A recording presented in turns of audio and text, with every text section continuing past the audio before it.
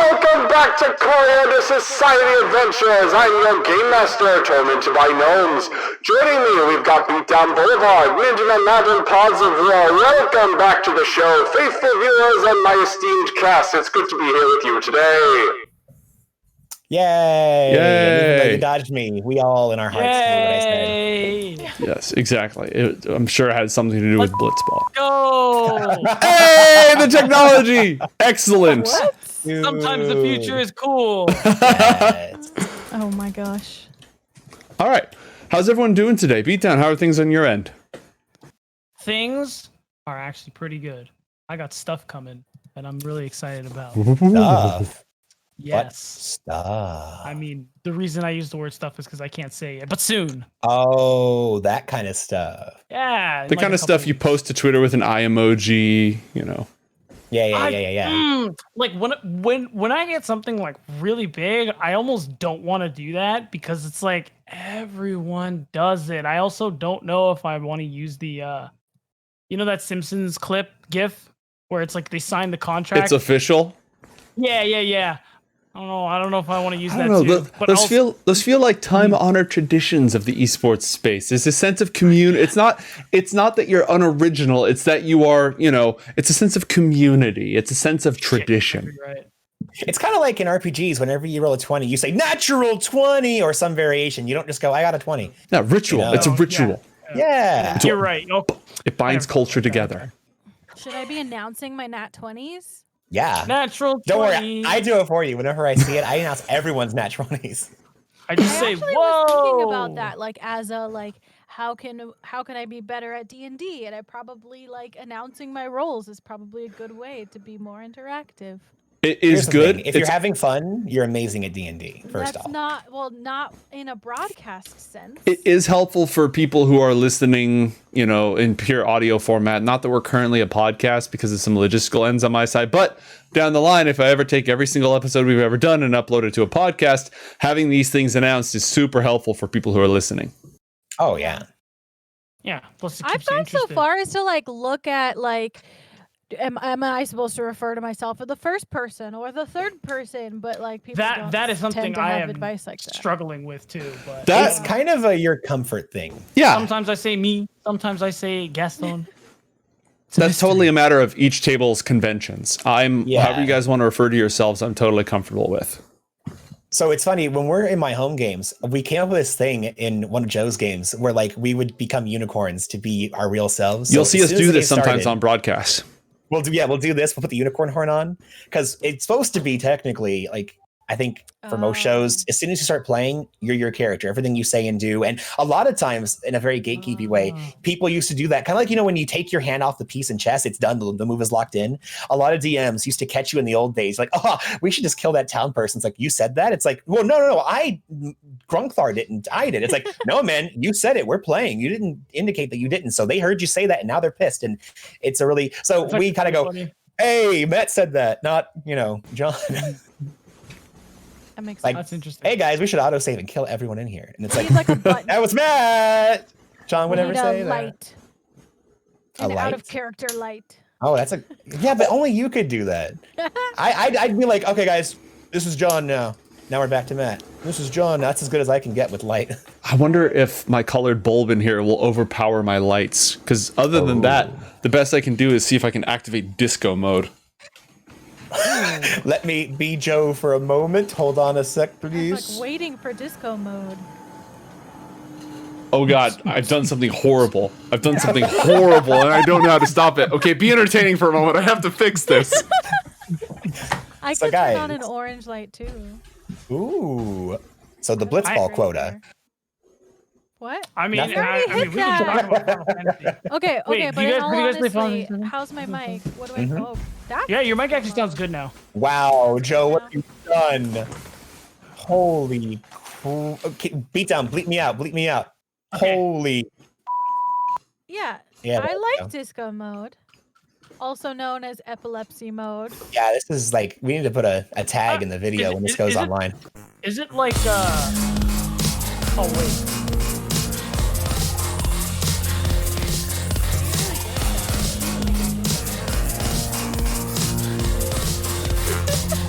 coriander.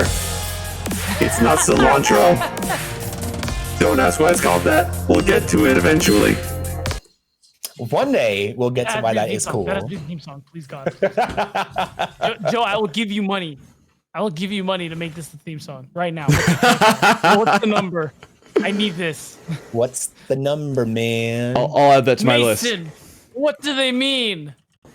All right. So, when we last left our heroes, you had scarcely Did not have faces. narrowly avoid. Yes. Oh, our art. Yeah. Let's just go ahead and let's revel in this for a moment. Okay. I just want to show off. Dolan Pondsmith made us some absolutely dope art. Yeah. They did do that. It's awesome. Look at this. Look at this. Oh my. Sheesh. Sheesh. Oh no. Oh, Super cool. We posted it to our Twitter. We are super excited by this. So if you hear us geeking out through the entire night, that's why. We're stoked. Mm-hmm. Anyways, when we last left our heroes, they had narrowly avoided going on the side quest that they've been talking about for like 3 sessions. Yeah, I know. I was so excited and then so bummed and then excited again. And then bummed. It's okay. We got presents. We found things. Yes. Yeah. So Yes. they made the decision to use dream magic to explore Asena's memories, to travel back to the night of the doomed expedition. They explored the tomb that Asena and young Nancy Rain were brought into. They came to face with the dark god to which they were to be sacrificed. And they met all 5 members of the sinister group that was brought here from another world that then took over the army of the Eclipse. They tested their strength against them in Asena's memories. They've realized that they can use it like the danger room to train against these villains and find out their abilities and as you grow stronger. And thanks to a curious stroke of magic and an act of God, they were able to actually steal objects from Asena's memories and then manifest them into the real world. Which is insane. Yeah, it turns out the secret was not a book full of crap. What? The secret was glory So, and cheating. And what? And cheating. Like cheating that, rules. Screw the rules. Theft. I have Memory money. theft. Memory theft, yes. Actually, you know, if I was really clever, I would make it so that Asena doesn't remember those items anymore. Because he took them out of her memory. Not that they were huge parts of it. They're mostly like items that That's these bad a really guys had. cool idea, though. I think I'm That's gonna do a it. cool I think I'm gonna idea, do it. though. You guys don't, yeah, they're not part of the memory anymore now that they're real. So you retrieved the crown of Okay. dead speech and the clock thief's candelabra. Asena has the crown. Now you'll have to tell me when you are and are not wearing the crown, by the way, because that thing is obvious. This is some Sauron style spiky stuff, all right? It's not the Okay. latest in summer wear and it's hard to conceal. I mean, I dress pretty weird already. I was gonna say, like, if we just throw a veil over that, then it's probably If good. anyone had to get away with wearing it, I'm probably the best one. But Oh, John would rock it. Yeah, no, you can Actually, pull it off. I would probably be the easiest because I would just put an enchantment on myself to look normal. Hacks! Ah, that's but you would you would always hear like dead people talking to you, and that sounds annoying. Mm-hmm. that's true. Yeah, I'd rather not. I'm adding it, like, it's already in my character sheet, but I'm gonna make it. Yes, I put it there, description. and I put a description of it in the journal. Oh, okay. Not that taking notes is a bad thing. Taking notes is a very good thing. But it's stored in there for you. I don't know. My notes were kind of like not great. This sheer act of taking notes Yep. helps you retain information.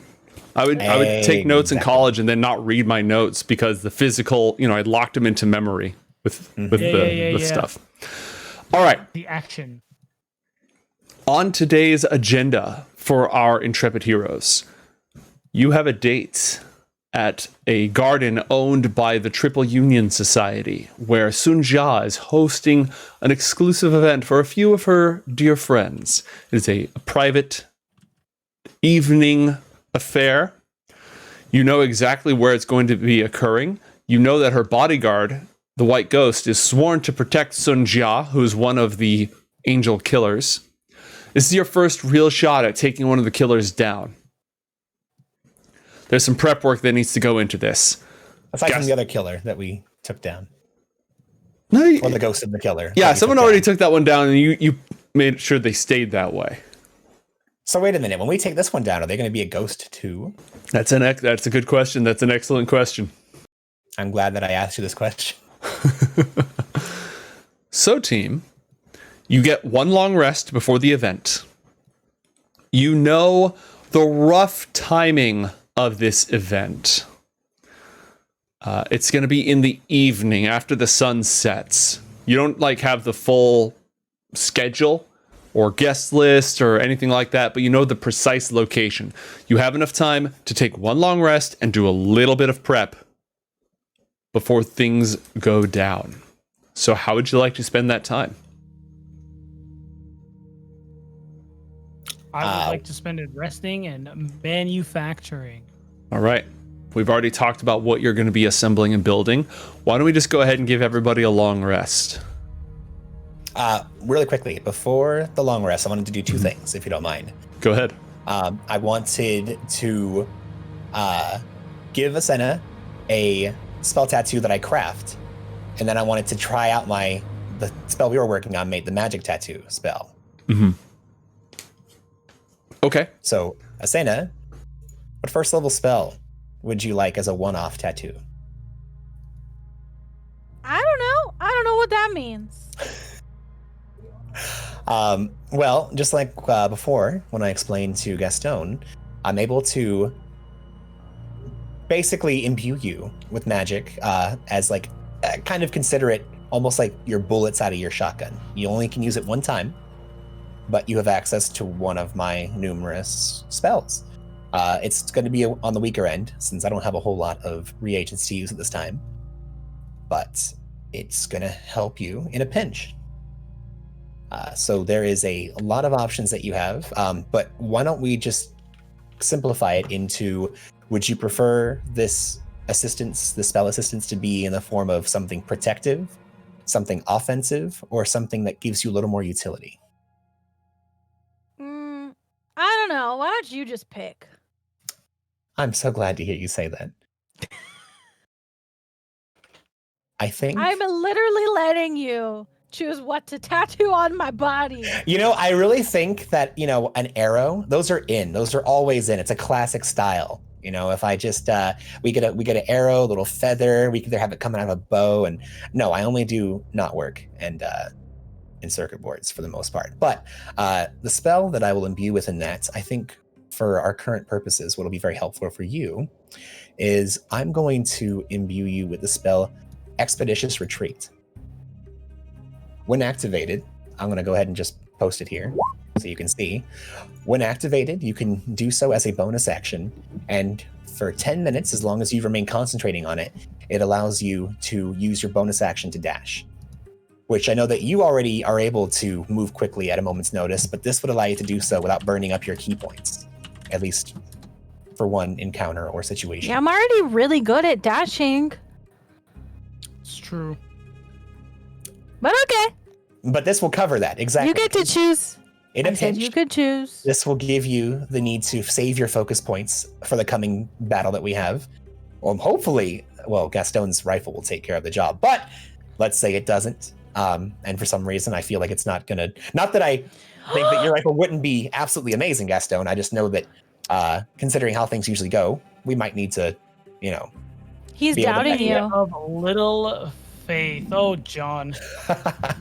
Listen, you guys have your magic and whatever all that stuff is, but crafting, machinery, that's my shit, bro. And I've got something for you as well. Oh, really? Well, so I was going to use the last of my spell points for this evening in order to cast the magic tattoo on your rifle. If you're okay with that, mate. Normally it's a tattoo or rune that goes on a person's body, but would I be able to put something like this on a rifle instead? Do you have any inspiration? I do. Yeah, because it's not designed to do that. And this isn't covered, like, you're not using the runesmithing feat, and this spell does not work on objects. I will charge you 1 inspiration. Oh, I mean, I could use the runesmithing feat if you're okay with that. I just don't know. We haven't really been able to use it yet. Yeah, you could use it to place a level 1 effect. Perfect. Then I'll do that then. Gaston, what would you like on this thing? Probably something that hits hard, I'm assuming. So would it be only good for 1 shot? With my runic feature, yes. Okay. So I think what we need is probably okay. So I think based on what we've seen recently with going to that antique shop, I think fire might work. So if you have a really strong fire spell, I think that would be nice. At a lower level version, I do not, but I do have a spell that does basically untyped damage that will just punch through anything, and it hits automatically. So, your bullet may not hit automatically, but this will make sure that even if somehow you don't hit the target, at least this will. What's the spell? Magic Missile. Let me throw it in chat there. It'll basically shoot out a little shotgun blast of light and powerful energy beams.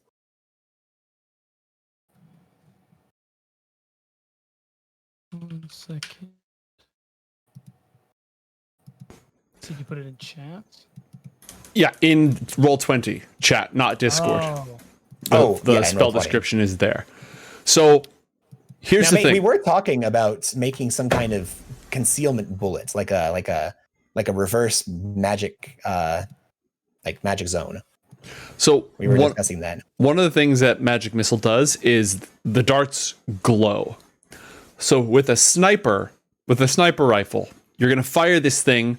It's going to make a loud bang because you just fired a sniper rifle. So for people who are perceptive, the direction of the shot will be fairly obvious, but your exact location will not, right? They'd have to get a much higher perception check to actually see where you're shooting from, depending on your distance. But if magic missiles come streaking from it, that's going to be easier to see. However... Well, no, I thought if we put it in the bullet, though, it explodes out of the bullet, right? Yeah, that's true. That's true. It's not streaking out of the gun barrel. So like if you miss, the bullet hits right behind, and then these like bolts of magic go flying out and go pow, pow, pow. And if you hit, it hits, and then there's 3 bursts of magic as the force damage erupts from within. Yeah. Yeah, no, that checks out. That checks out. Okay, cool. So how do I use this little spelly thingy? Well, a couple different things. First, before we get to that, I have another idea as well, Gaston. I also could enchant it. It wouldn't do any additional damage, but as soon as you hit the creature, it would tell you its current hit points, all of its immunities, resistances, and vulnerabilities. So if you don't finish it with the first shot, it will give you better information to attempt something again. Oh my god, okay. So would you prefer that? See, I was like, okay, I wasn't expecting there to be something like that, because something else we were also thinking of before was because you have a spell where it can like hold some tentacle spell where it can like hold people down. Well, I have that, and I also have a reverse magic circle as long as I could get the time to prepare something like that. Oh, there's so many good options, and I can only choose one. Well, so I was going to ask, mate, we talked about me being able to try to put a magic circle and then possibly a dragon's breath like combo onto a spell bullet. Mm-hmm. Would I have the time and ability to do something like that? You would not, unless there were exceptional circumstances. The reagents are going to be expensive, and it takes a while to craft these things. What level spell is a dragon's breath spell? 2. And magic circle is 3. Mm-hmm. I don't know if we put crafting time in there, but it would take a lot of expensive reagents, either just a ton of money or like power reagents to get all that set up right now, especially on short notice. It's the old adage, fast, cheap, good, pick 2. Yeah. Well, I was thinking I could use my inspiration for something like that, in case the first, I would let you use your inspiration to kick up from a level 1 to a level 2 spell bullet. by all means. And so you could get the Dragon's Breath or the Magic Circle. Which one is level 2? The Dragon's Breath. Magic Circle's 3. Yeah. Then yeah, essentially just because these things cost, the idea is they cost expensive, like, you know, black diamond dust and the blood of this really rare newt and stuff like that to actually do the crafting. So I'll let you substitute points of inspiration for spell levels. You can afford a level 1 right now. And again, we're gonna come back to this. We're gonna revisit this system, but I'm rolling with it for the time being. Gotcha. Okay. But if you have like expensive objects or magic items with relevant powers and stuff, you could say, how about I'll trade this instead? Okay. So then question, this would burn up like all my inspiration, but if I were to use my my runic feature that normally would have a first level spell, use an inspiration to pop that to second level, and then used my fourth level spell, the magic tattoo, and then use an inspiration or 2 to pump that up for Magic Circle. Would that be doable? I'm gonna say yes. I'm also gonna say that in the last adventure in Lawrence Booker Green's place, you found a scroll of protection from undead that was in the process of being created. I'd let you use that as a power reagent. That scroll is made with rare like inks and stuff like that. And if you're trying to, that would make sense for a Magic Circle spell, right? Yeah. And especially because we're going to be focusing on trapping undead. Yeah. If you're willing to make it only affect the undead, then I'll let you sacrifice that as a power component. If the party's okay with that. I don't want to take our treasure and use it on this if you're not okay with it. Would the two of you be all right with that? I don't care.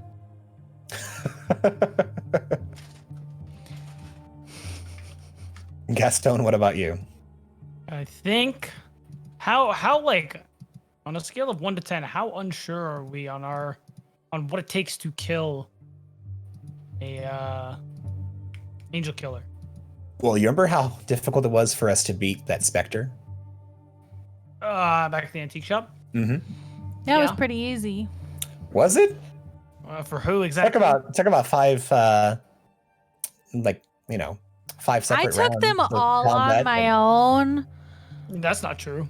I mean, you guys took forever to get there. Like, I think I got there almost immediately. You also did no damage to the actual specter. You just beat up on the grunts. So let's relax a little. I think, without pointing fingers, I think we all did a great job, guys. We all came to each other's aid. What I'm getting at, though, is that it took considerable effort on our part to beat the specter, and I'm going to go out on a limb and say that specter wasn't as powerful as the being it was beforehand. That's probably a fair shake. I'm kind of leaning towards that bullet that will, or the spell rather, that will tell us about, health remaining, resistances, immunities, and whatever. Rather than an enchantment bullet? Yeah, because we could kind of roll the dice, and it could be like an enchanted bullet that will immobilize her in some way. But I feel like that was best utilized if we know how to kill her. Well, like for certain. 1, that's a good point. 2, as you're settling down and Asane is still waiting to have the magical tattoo explained, what is your plan? We know Gaston's going to be perched on a rooftop somewhere, and I'm going to make you do a little bit of investigation to see, like, what's the best rooftop you can find, right? Scout out the area. But aside from Gaston sit on roof, shoot big gun, what's the plan? That was my follow-up, actually. Because the perfect scenario is if Gaston can shoot the head off this thing and it actually dies, then we can all go home. But, I think it's pretty hard for Asena to punch somebody from thousands of, meters away. And I don't have that kind of range. So it's likely that Asena and I are probably going to be on site to make sure the job is done. That's what I said. And we also got to make sure that Gaston's girl lives so that way he can have a date after. Yeah, but at the same time, we're just going to move right past that. So here's the thing. If we make So you don't want us to save her? I mean, do we need to kill her? If she's going to kill us. Depends on if you miss or not. Here's the thing. If you shoot her and you don't kill her, they're going to have to get her out of there. And if she escapes, it's going to be more difficult to find her later. So if you can't take her out in one shot, we need people on site, like Leosena and I, to make sure we can finish the job. That being said, you're either going to have to stay where you are and keep shooting and give us some cover, or you need to find a way to get to us really quickly, because then Asena and I are going to be surrounded by an army of ninjas. No two buts and if ands about that. We're going to be surrounded by ninjas. I have a grappling hook. So the grappling hook, the maximum range, the long range on this weapon you have is 3,000 feet. And I don't think you have a 3,000 foot grappling hook. At 3,000 feet, you're firing with disadvantage. What will give me a regular vantage? Just vantage, not disadvantage, not advantage, just vantage. Well, you will want to be at a good vantage point in order to use this bad boy. Let's pull up your character sheet here, because I added the sniper rifle to your character sheet. Ooh. Close range is 300 feet. Long range is 3,000 feet. Now, within 300 feet, you're likely to have limited options when it comes to perches. Mm-hmm. If you go out to 3,000 feet, you'll have disadvantage on the shot. Will it?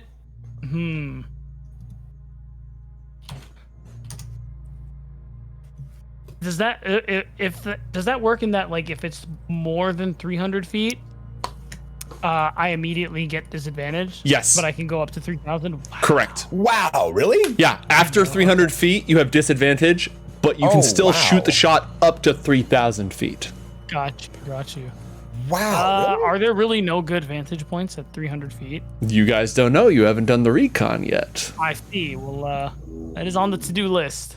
So let me break down what's going to happen here. Wow. You guys are going to take your long rest, and by the time you wake up, it's going to be, it's, I don't even remember what time it is. Essentially, you're going to have a few hours to do recon and make your plan. Not a huge amount of time, but a few hours to do recon, like 4 to 6 hours, I think, to get everything organized.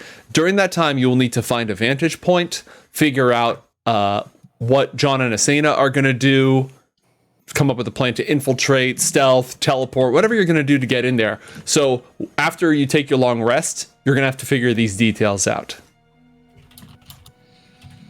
It's more like Gaston needs to figure his shit out, because I just use my fists, and I don't really know what's going on. I mean, we could definitely sneak in or find a way in.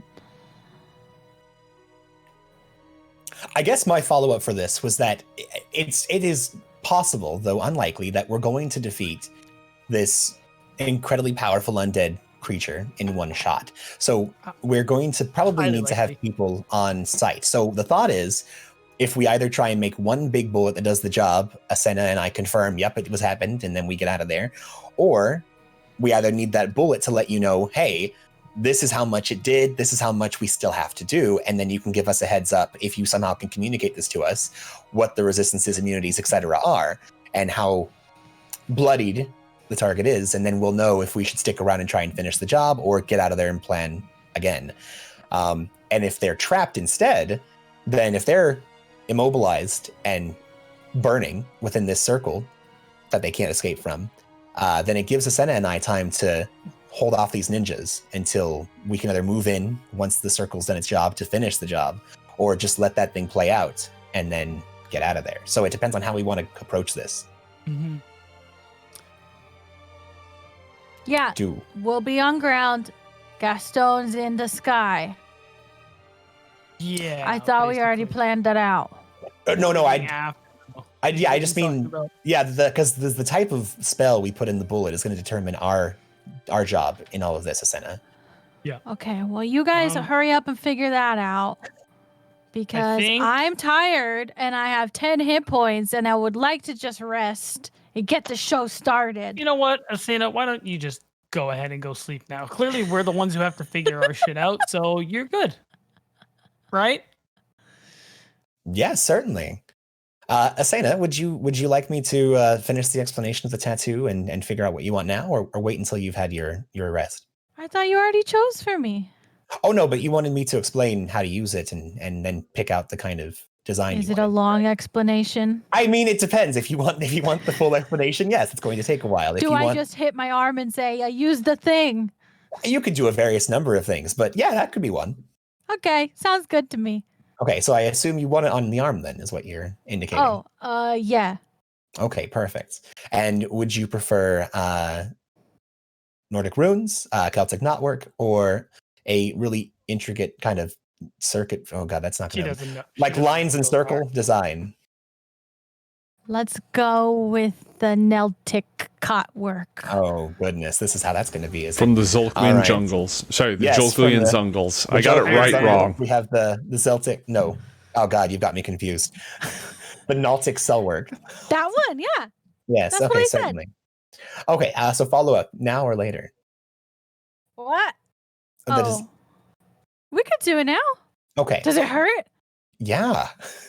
Cool. John pulls out his tools, and just like he did with Gaston, it's basically like a dyed pick and a needle and a hammer, and he gets in there and just taps the design into your flesh.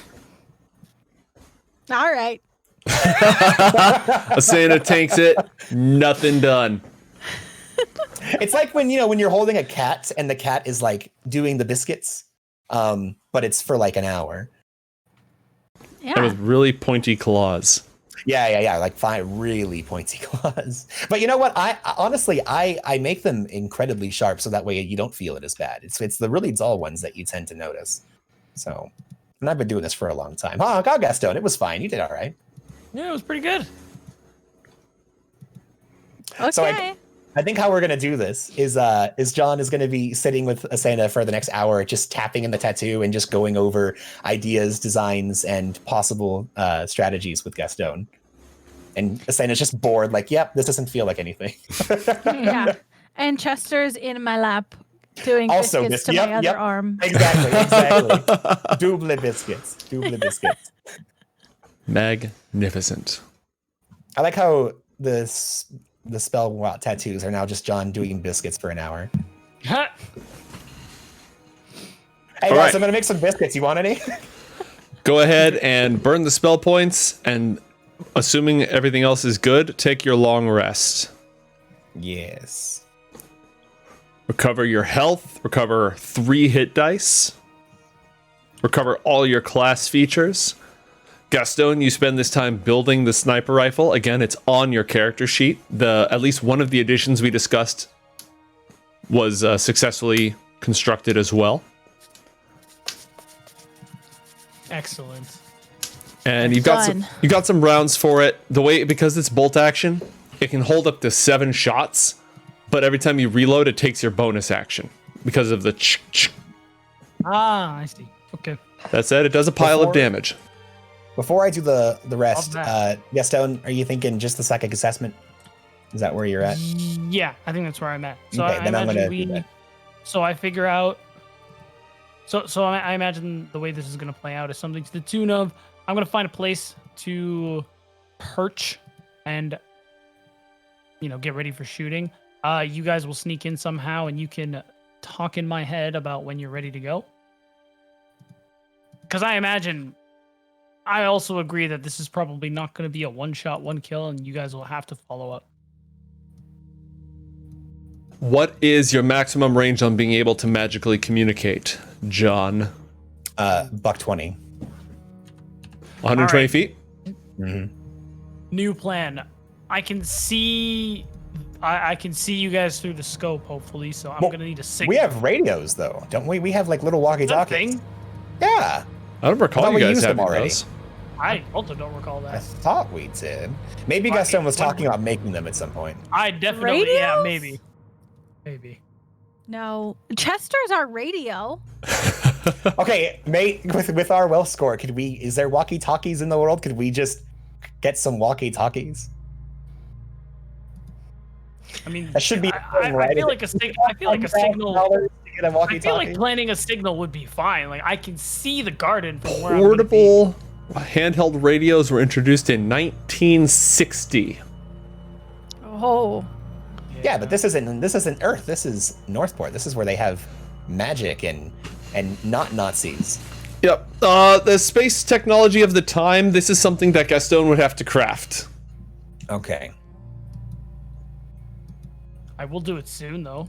Yeah, Just not this is considered Oh, science. no, we're fine, you guys. I leave Chester with Gaston, and I'll just check in. Asano was right. Chester is the radio. Yep. Good call. When you invent Solid the call. radio, it should be called Chester Communications. Yes. I like that. No, it's the CH-Esther model. There you go. Communications The Hub CH Esther. Esther. Yeah. Can you hear me? I'm calling you on the Chester. Can you hear me? Meow. Like You can there's only no hear meows. ringtone, you just hear meowing. Meow. Meow. Perfect. That's hilarious. All right. Everyone go ahead and heal yourselves up. Let me know anything else you're going to do before you roll out to do investigation and prepare for the hit. Also, I need to get an Orb of Italian Night. job, I'd say. Go again? No, I was making a joke about, the hit, the job, the Italian job. Mm-hmm. I can bring the crown with me, right? You can. But maybe if we were in battle, then that's kind of like readying something, It would. putting it on. Yeah, it you can put it on actually, and it doesn't even take an action. It takes every round on your turn. You can mess with one object if it doesn't take an action or a bonus action to activate it. That includes picking something up, opening a door, grabbing something from your pocket, drawing a weapon. So I would consider donning the crown to be an item interaction. The other limit on the crown is that you can only be attuned to up to 3 magic items at a time. Not all magic items require attunement. For example, the candelabra that John found doesn't require attunement, but the crown does. So if you just pass it over to somebody else, they wouldn't immediately be able to speak with the dead. They would have to focus on it and attune to it first. Gotcha. But you're attuned to it, so you'd be fine. Haha, take that, suckers. So, Gaston, because this is using my runic smithing, it's going to require your bonus action when you fire this rifle, and if you miss, you're not going to get the psychic assessment. It's just going to be used up. So That's fine. just FYI. So it would take my bonus action for the assessment. Interesting. If you hit. Okay. So basically, when you shoot it, you'll activate the bullet, and then it's in, Lady Luck's hands at that point. And yours. I mean, it's technically in your hands, but, you're shooting at a vampire lady, so we'll see what happens. Okay. Dude, if she has some kind of legendary action that allows her to just dodge 1 attack per round, I'm going to hate you. So this is Matt, by the way. This is not John screaming I into know. heaven. Ideas. If he's changing his ideas now about this, Literally 10 minutes before you start the We scene, have I'm just words. in We the have in the words. stat block. Immune thing to immune. bullets. Yep, exactly. Okay, the next Look at day. me. You're I'm the using final your boss now. special bullets, right? Excuse me? Your silver bullets, right? I would assume so. Of a higher Just don't- caliber. You're using silver bullets, right? Yes. Yeah, okay, cool. And you're making them light infused and all that. This is going to be the bullet of death. I don't I'm not sure I can make them light infused because oh wait, I can do that. Yeah, that was the Yeah. whole point of getting the stuff. Yeah, no, never mind. I have the stuff. Never mind. All right, you have roll a science check, please, with advantage because you're in your laboratory. That is for Gaston. Roll a science check. 23.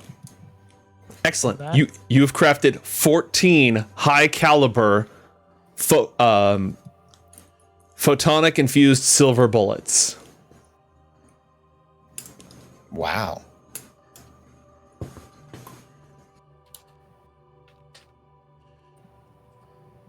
All right. The next day, it takes you a few hours to go through your normal daily routine, get your teeth brushed, prepared for battle, do your hair, prepare for battle, eat breakfast, prepare for battle. What would you like to do to prepare for the encounter? All you know that Sun Jia will be there with her friends around 6 in the evening after sunset. So we know the exact location, right? The exact location. Okay, great. Then I just want to spend the afternoon finding a rooftop within 300 feet within 300 feet and with a clear shot of the garden. Okay. Why don't you use the investigation skill to survey the area? Oh wait, gotta turn off my advantage. I'm learning. Yay! Yay! 18. That's good. That's Nice. real good. So here's the thing. The garden itself is like 200 feet across. Okay. So technically, you'd need to be within 100 feet if you wanted to have optimal range over the entire area. The back half of the garden is on a larger piece of property owned by the Triple Union Society. So I'm actually going to give you an overview of the garden in a moment. The northern, western, it's mostly like the north and the west are areas where you definitely think you can get up to the walls, but more to the eastern area, it opens up and there's heavy guards. So let me just check something real quick to make sure that it's not going to break the world. Mm-hmm. Yep, it's not going to break the world. Make sure that... Make question when you're ready. Yeah, fire away. I know we talked about you saying if it would be possible to use like this as a scene or whatnot. If I was to try and scry on either the White Ghost or our target Sun Jia, do you have something for that, or don't do it? If you give me a moment to resolve Gaston's thing, I can definitely give you, after we handle saving throws and such, I can definitely give you something. Okay. I'm thinking of if you spend the points, I'm just going to sort of give you some, like we said, a scene that's useful to you in some way. I would have wanted to do it the night before, so that way I'm ready for the day, if that's okay with you. Well, I mean, what are you hoping to find out? From Sun Jia? Mm-hmm. First of all, the night before our big thing, if we overhear a conversation that it's a trap or something, that'd be nice to know. Mm-hmm. If it's just them sitting around, drinking wine, then I'll watch them do that for 10 minutes and go, well, that was fun. No, it's mostly just, just checking in to see if they're making some kind of plan, if all is going well, if we're made, just generally just reconnaissance. Okay. Go over the spell, work out all your parameters and stuff. Tell me who you're targeting and tell me what the DC is. Meanwhile, I am going to take you guys to the Triple Union Society's garden.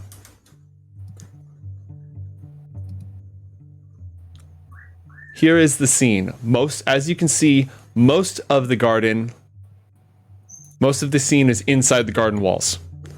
Oh, yeah. There is one major path that leads from a road.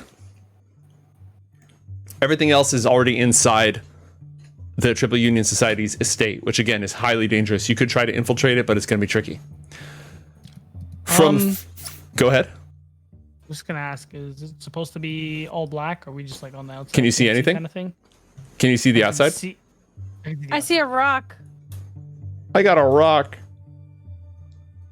That's not a boulder. Oh, I found us. It's a rock. Guys, I don't know We're about all the you, way in the corner. Yes. but it looks like Asena's token's going to backhand us right now. She Dude, might. right? Yeah, you better be careful. But yeah, can everyone see okay? Aside from the fact that there's a Yeah. huge wall in the way?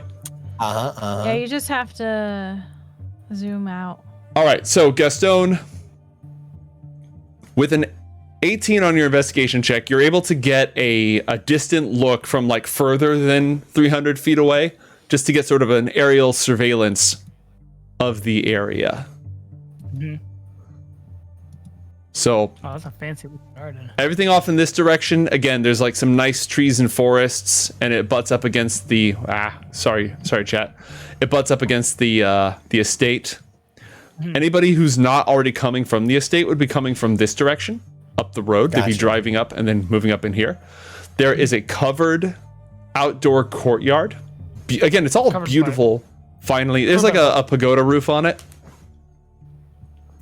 But can I see through it if I was on the same like plane?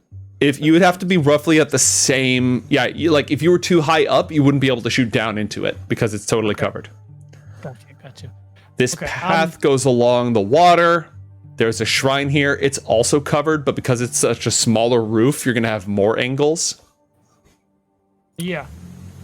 If you were on this roof, could you see in the pagoda? Absolutely. Oh. Yeah, but being on that roof is probably not ideal. So what an idea I had was, since there are a lot of trees, what if there was a tree with a thick enough branch facing towards the garden? I could mount the sniper on there, no? Yeah, if you could get in ahead of time, you could put yourself somewhere in the garden itself. And from these trees, you definitely have a shot into here. If you want to be outside the garden, you have found some areas where you could do it. They're all kind of to the south. You haven't really found a lot of good options. And the other thing is, from the north, see how close this wall is? All the way over here? In the upper left? This wall is so close that between the wall and the pagoda roof, if your target is somewhere in here, getting a shot somewhere from the north, or if you're off to the west, is going to be really tricky. So Then your best... I'm going to sneak in and climb the trees. So if you're going to sneak into the garden... this is something you've surveyed from afar, but you haven't done yet. Any other questions before you proceed? That's a good question. Is there anything else that I need to know? How much ahead of time would I need to go? Well, you know she's going to be there. Let's say it's like noon now. You know there are guards outside right now, and Sun Jia is going to be there in about 6 hours.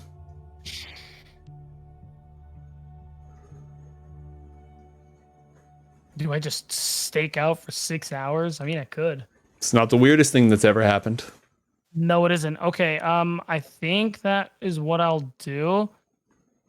I just need to think if there's anything else. Again, you're not actually in here. You're surveying from afar, so you will have to scale the wall, sneak past guards, stealth your way into your spot, and remain undetected. Yep.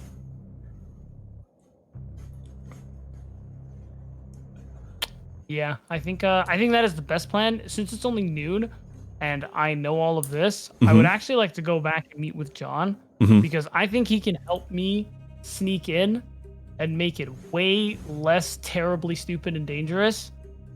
And then we can just meet again later. Cool, smart. John, have you calculated the numbers for me?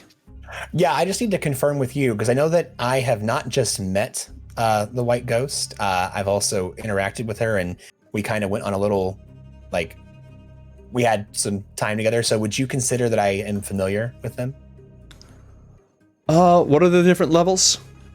Is second hand, you've heard of them. First hand, you've met them. Familiar, you know them well. You've met. You're not familiar. I feel like I'm a little more than just met them, but okay. It's your call, so there it is. It would be just a 19 then. Okay. And you're going to spy on the White Ghost? Yes. All right. What type of save is that?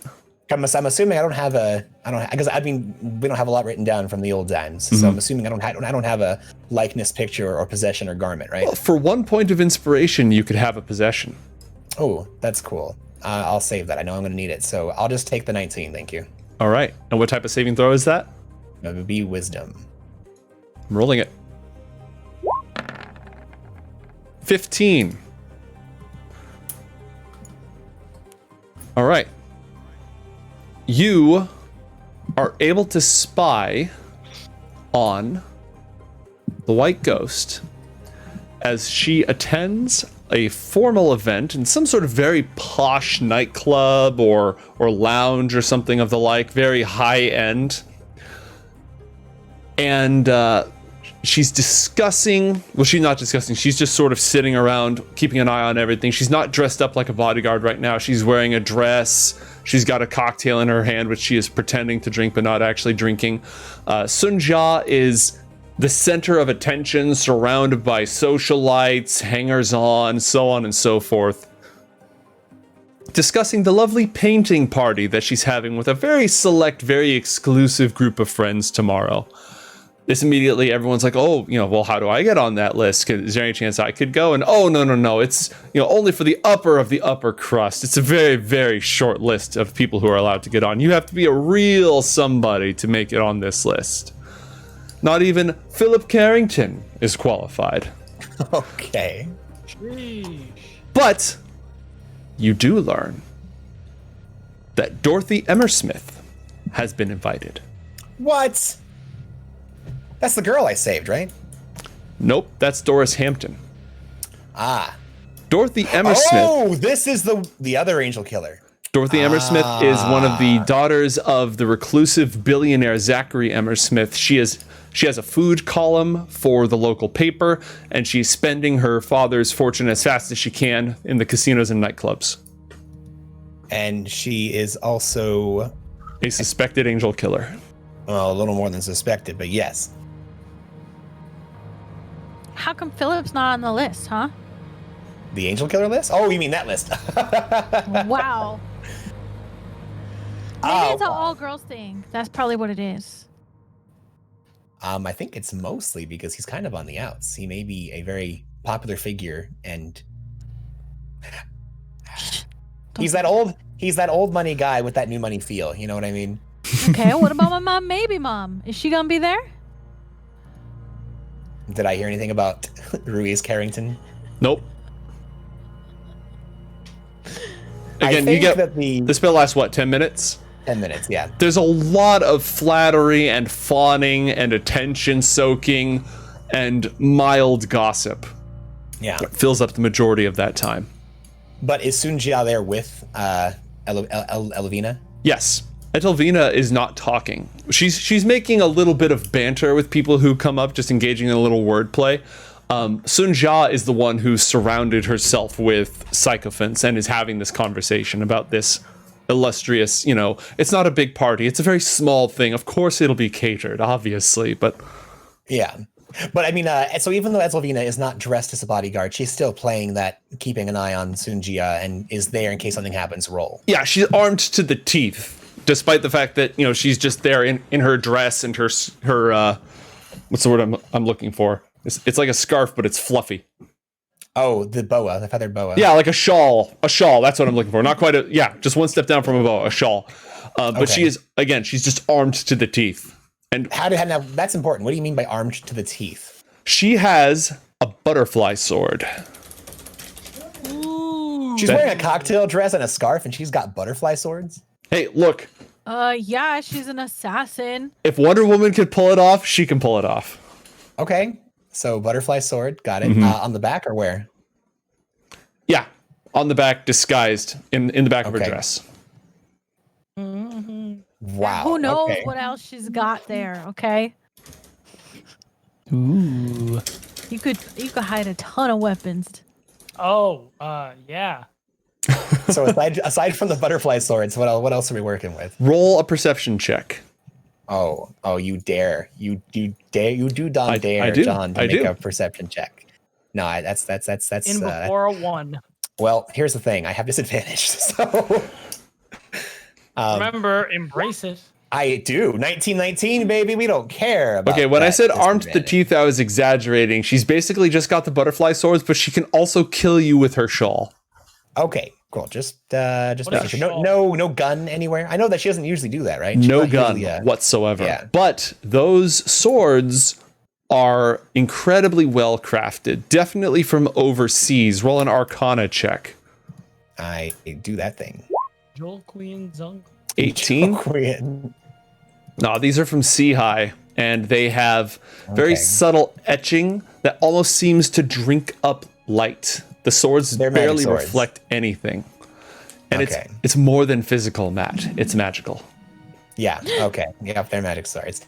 Now, I've seen her use these before, because I've gotten in a spat with her back when I thought she was an angel killer. Mm-hmm. And did she just use the swords back then? Did she have anything else that I recall? She's used shuriken, throwing knives, smoke bombs, ninja stuff before. So she's probably got some of that as well. Okay. All right, so big How party. come you don't have a magic sword? because I have this. And John pulls out his absolutely enormous, oversized bronze revolver. Oh, yeah. And then I have this, and John pulls out his coral rod that then forms into a water triton. Then I have a magic triton. And then I have this, and John just keeps going through his bag of tricks, pulling out all his magic stuff because the contest of magic. How dare you? This is all I have is magic stuff. That's my claim to fame. Without you got all a lot of of stuff. Yep. Now you gotta put it all away. Well, see, Asena, back in the before times, I wasn't a very good mage. I did not have a lot of magic, and I used a lot of these items to make my way through the worlds until I finally, through time, effort, and blood, I was able to work my way up to being able to actually be a decent magician in my own right. Wait, who's blood? So not everybody's just like born awesome? No, very rarely. I don't think. I think just you, actually. Very, very special individuals are just born awesome. Most are like Gaston or myself. We have to spend, not that you haven't practiced and trained, but, you know, we weren't all handed magical dragon teeth, you know, to get our way in life. Oh, weird. But, okay. Despite that, yeah, my blood, other blood, just tons of blood. Honestly, there's a lot of blood out in the worlds. You know, that's actually how I got some of my power. But you know what? We're going to move on from that. We'll discuss blood another time. We have to prepare for the evening. Gaston, you said that you gonna like write down somewhere like blood good. Blood good. Blood powerful. Gaston, you said you had done some reconnaissance and you needed some assistance from me? Yeah, I did. So, fun fact, no ideal buildings to snipe from. Even funner fact, there are a lot of trees in this garden that I can sneak in and perch up against that would actually give me a great shot of the garden. Oh. Problem is, it is also guarded. And yeah. Yeah, so I need your help several hours beforehand to basically help me sneak in. I'm just going to perch up on a tree and wait for the time. Before that, though, we have to decide, like, you know, what the signal is. How are we going to be like, hey, it's go time? Obviously, I'll have a good view of the garden, so I'll ideally know when you guys are there, but, you know. Yeah, no, good point. Okay, let's see here. Yeah, that's only going to barely work. No, I'll need to probably tap into my other items to get you in there. Okay. Well, we have a few options. We can default to the old invisible Gaston strategy. Do you know how you're going to attempt to get in there? Are you just going to hop the wall, or do you need assistance actually getting inside of that place? No, hopping the wall is fine. Because another option is, depending on how soon you'd like to get in there, is that I could prepare a flight spell for all of us, and I could fly all of us over the walls and into the woods, and then while you stay perched up in the tree, Asena and I can sneak on down from there. That would work too. It depends on how long you guys need to get what you need to get ready. Pretty much. So what are we gonna get ready? I was gonna say, I think know. we might want to finalize the plan. So you're going to be perched up in a tree, and when the time is right, you're going to try to just murk Sun Jia with your giant gun. By the way, excellent craftsmanship. That looks amazing. I remember when I built a very similar thing. It broke the actual moment I used it, but man, that was it was amazing. I'll tell you a story of my dragon later. It was really cool though. Yeah, I want to know about that. Yeah, and we might, with your help, I could make one that actually wouldn't break as soon as I fired it. But I think we could manage that. Yes. Yes. Is yours gonna break, Gaston? Hopefully not. Have you tested it? Yeah. Have you tested it yet?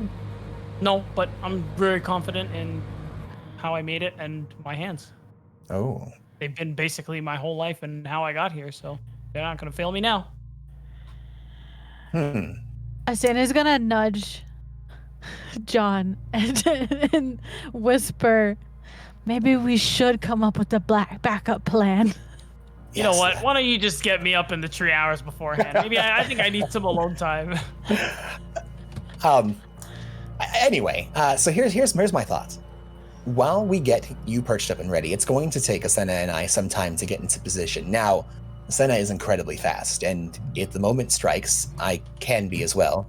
So my thought is, from what you described, there is a shrine as well as a ridiculous amount of flora covering the area. And despite it being a party, considering who's going to be in attendance, there's likely going to be a lot of security. So we'll want to make sure that we are able to either leave early enough to sneak in and get our places before things really heat up. And then we'll be waiting an impossibly long time on this sting. Or we'll wait until it gets dark and then we'll have a better chance of sneaking, but then we're going to have active surveillance. So do you have a preference? Personally, I would just like to get there so early I can set up and no one would think to look. Like I'm good to go like right now even. Oh. So Asena, I guess it comes down to you. Would you rather lie in wait hours and hours and hours until the right time to strike? Or would you rather wait until it gets dark and go in? I can get Gaston in earlier if you don't want to, but I think going in at night is more dramatic. Of course you do. Okay. And there it is. Let's make this as difficult for John as possible. I love it. Classic. Also, just to remind you asked me. I did. You know, I knew what you were going to say. I was just, I was hopeful. So I just want to remind you all, aside from the incredibly powerful ninja assassin, the army of ninjas and security officers, and not one, but 2 angel killers are going to be in attendance. Likely, Dorothy may abscond when the action starts, not wanting to reveal who they are. However, if one of their own is being killed in front of them, they may try to step in. So I just want to remind you that we have at least 2 to 3 big players and an army of minor ones. So you're saying you want us to sneak in early so that way when we start attacking people, everybody's there and we take on everybody at once. I'm saying we need to be smart about this. Yeah. Because if we make our way in, maybe we can isolate some people and take them down one by one. Probably not. That's actually a pretty good idea, actually. There's no way. The place is so wide open. There will likely be so many attendants that you can't actually truly isolate somebody. But it's not starting until 8 p.m., correct? Sure, but who's going to be there? None of our targets are going to be there until 8 p.m. either. Well, that's what I mean. So by the time it's that late, I mean, we're not going to have you sniping, people with a sniper rifle until the time is right. But Asena is incredibly quiet, and I can be quiet when I need to be. Just like we see in the movies. I'm sure that in the shadows, we can do that thing where we sneak up, we grab a guard, we give him the old karate chop or pinch, and we knock him out, drag him into a bush. And we do that a few times, kind of thin the herd of some of these, weaker mooks and be ready for the real action to start, and maybe we won't get swarmed. How about this, Gaston? You worry about the main target. Let Asena and I worry about the ads. Sounds good. All right. And here's the thing, Gaston. As long as you don't miss, you shouldn't worry about anything. That's right, Gaston. Don't mess this up. We're all counting on you, Gaston. Mm-hmm. Be ready. Okay. Alrighty then. I think when everyone's ready, John is going to... Now, before I confirm this, this area to the east, where the forest is, what is the lead up to that general forest area? It goes up a hill and into a larger estate that is owned by the Triple Union Society. So you said it's about noon, right? Mm-hmm. So here's my thought. Would I be able to cast Fly on myself and my compatriots? We go a safe distance up in the air to where we're not going to be spotted, and then using the sun at our backs, dive down into the forest and avoid detection that way. And then we'll just be in the forest set from noon o'clock on, and Gaston can set up, and Asena and I can make our way onto the compound when we're ready. Flying dive bomb. I like the idea of it, but I still feel like the eye tracks motion. And so you might get noticed. You know what I mean? Not that people will be expecting to be watching the skies, but it could work out that way. Okay. Then secondary option. What if we form a tight circle and John uses one of his, what do you call it? Illusions to make us just look like a flock of birds that are moving into the forest. That is not a bad idea. With the flying plan as well? Yes. Yeah, that's not a bad idea. And you want to do that around noon and then just airdrop in? Well, with that, at this point, without needing to airdrop in, we can do it whenever. I think Gaston wanted to be there a couple of hours early. When did you want to get there, Gaston? As soon as possible. Okay. Asena, when did you want to get there? As close to night as possible, correct? As late as possible. Okay, so, May, when does it get dark approximately right now? Are we in summer, fall, winter, spring? I forget exactly. It is not summer. I think it's autumn. I think I think so as well, yeah. It should be, night is going to fall around 6 o'clock. The sun will be going down starting around, 4:35. So then how about this, guys? You want to go now at noon. You want to go closer to 6. Why don't we meet in the middle and we go at 3? Sure. Does that sound good? That way, Asena, you and I can just go together. We can play patty cake. Well, because I don't want to have to cast several fly spells to get you guys in and out of this place. Fine. It's not like I have anything other to do anyway. Likewise. What a surprise. Gaston, do you have a exit strategy in case things go horribly? Yeah, I got my feet. Like, what if we die? What are you gonna do? So I got my feet. The reason I ask is because if things go horribly and Asena and I have to get out in a pinch, I have a way of getting us out of the clear, but only the two of us. That's fine. I'm going to be far enough away that I can just start running. Okay. So I guess I'll look for you in the woods then when this is all over? Yeah, that works. Or we'll just meet back up somewhere else? I guess that's a good thing to plan. Where should we rendezvous when this is all over, for good or for ill? That is actually, that is a really good question. How about this? Can we have if everything goes right, we meet here. Wound? If everything goes, okay, sure, yeah, stake at wound. If everything goes right, stake at wound. Now, if everything goes wrong, or at least some things go wrong, or we don't get the target, we should probably reconvene. But where? I've want to be updated that guy the map. With stake and wound. Mate, real quick, the gardens here. Where does east lead? Because I'm assuming it looks like the gardens is heading towards a road. Yeah, this is a highway. It goes out like to the edges of the city towards the suburbs. What is Halsey House? That is the mayor's house. Oh, goody. That's not good.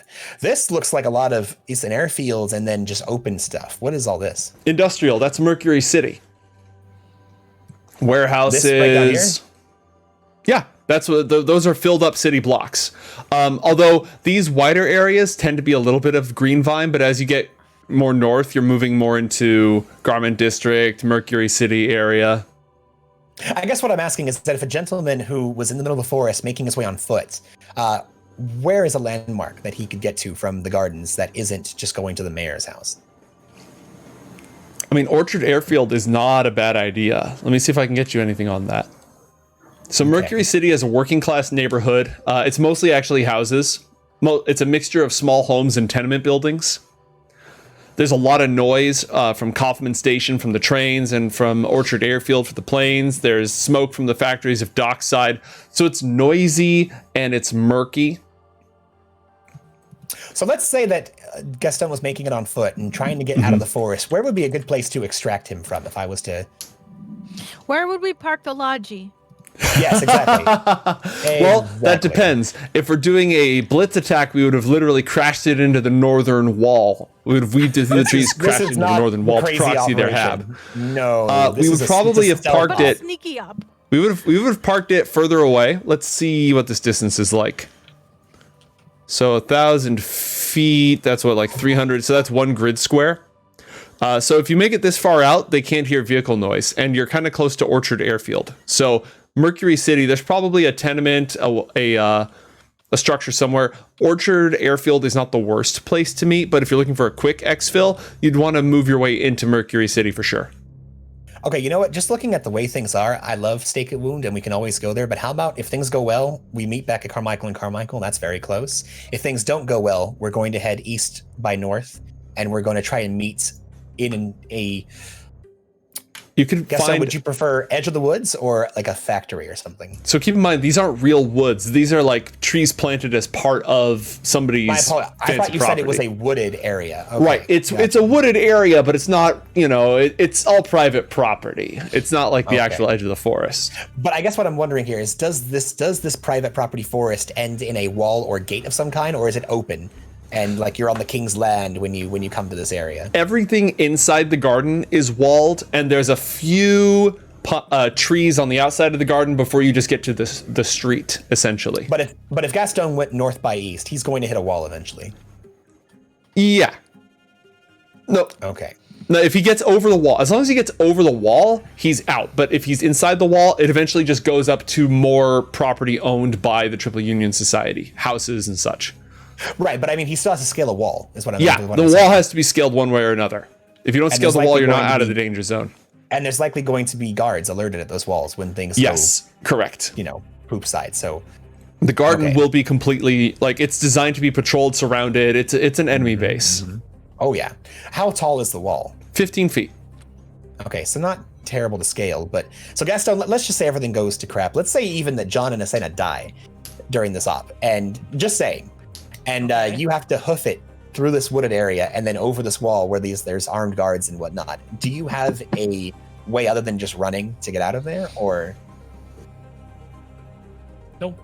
Running, shooting, climbing. Oh, good. Okay. Well, fine. Then it sounds like we're going to be meeting at the... I think what we're going to do, unless you guys disagree, is we're going to pick a wall here, and that way if things go bad, Asena and I will try and get to that wall and we'll all exfil together. Oh, that's a good idea. Because Greenvine is sort of a hilly area, and because I watched Runaways not too long ago, let's say there's like a water main, one of those little buildings on the side of a rich area that looks like a nice building, but it's just a water main for firefighters. That'd be a good oh shit place to meet. Okay. Little maintenance building. Would that... can we investigate that water main? Sure. What are you looking for? I want to see if it goes anywhere. If there's a tunnel, Shawshank style, I don't know. Is there? I asked you first, but if you're saying there isn't one and we'll need to spend some inspiration to make one happen, how much? I'll take one. It's not like the most useful. It's not like you unlock super secret fast travel, but it does provide a possible, stealthy getaway to a nearby location. Let me counter with this. If things go wrong and we need it, can I use it then? Yeah, you can do it then. Cool. Then thank you, and I'll reserve one, hopefully, for that. Fingers crossed. So the idea then is we'll meet at the water main. If it all goes to hell, there will be an escape tunnel. Hopefully. You get to the water main, you look frantically around, no sign of an escape tunnel. They're fine. Guys, I know they're completely fine. And then you're just sitting there and you hear this, oh shit. Oh no. Oh, poopy.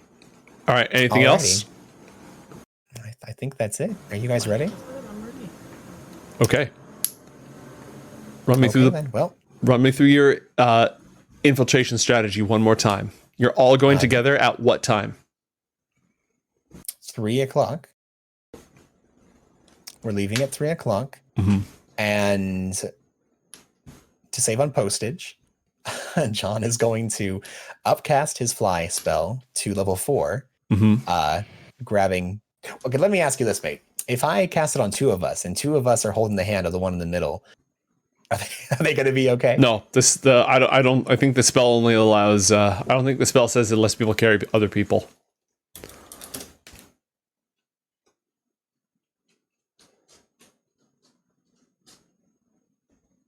I mean, it just seems you gain a fly speed, so I think if you're flying merrily across the entire city, no. If you're just going to be like quick air insertion, then I'll say yes.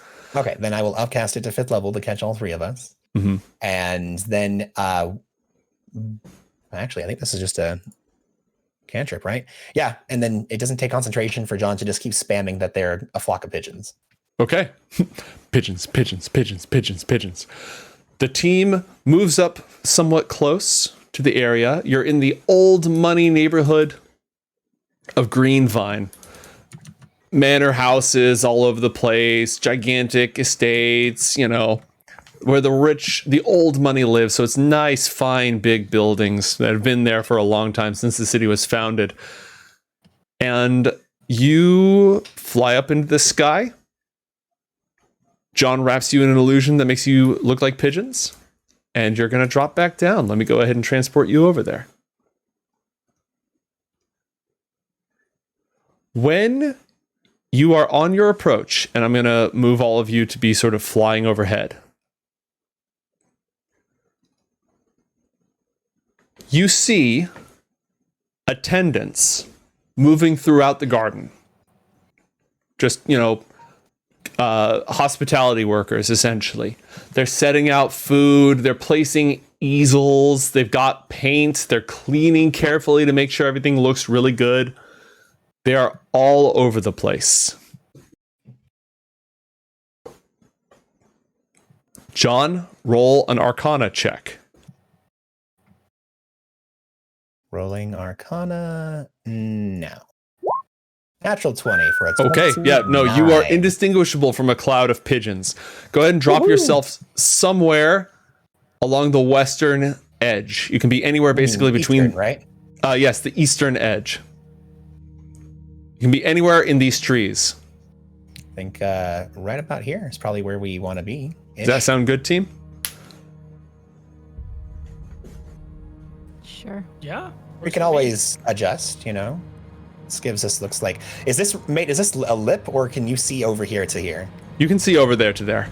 Then I think, yeah, right here. We'll land Excellent. in and around here. All right. Asena and Gaston, what do you do? I look for a tree with a branch that is facing the direction you basically just drew that arrow that I can mount the sniper on, and I'll climb that tree. Roll perception, survival, or nature.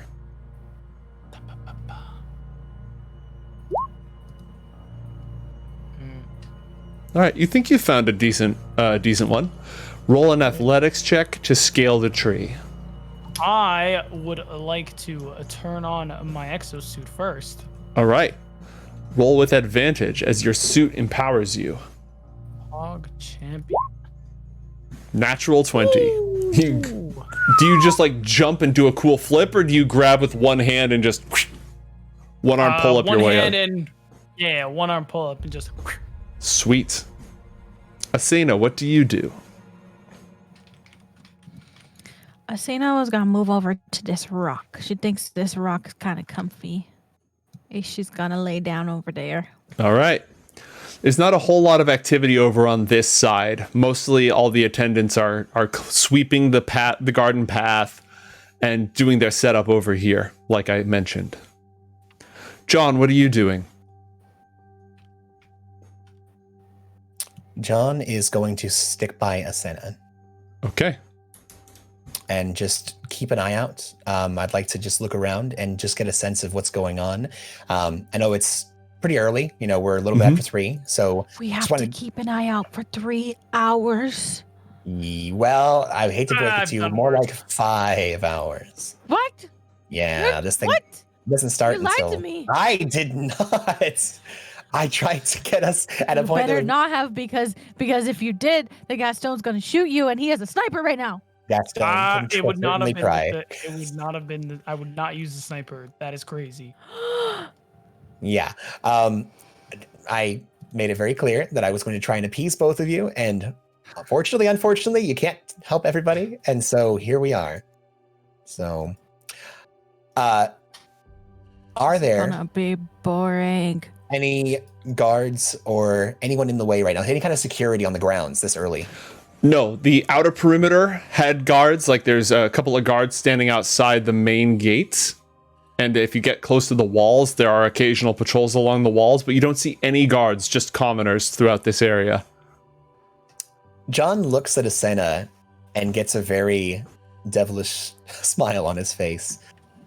What's that? Why are you smiling? What is that? I know I always do this, but how would you like? You're not trying to change the plan, are you? I mean, a little. We spent a long time talking about the plan.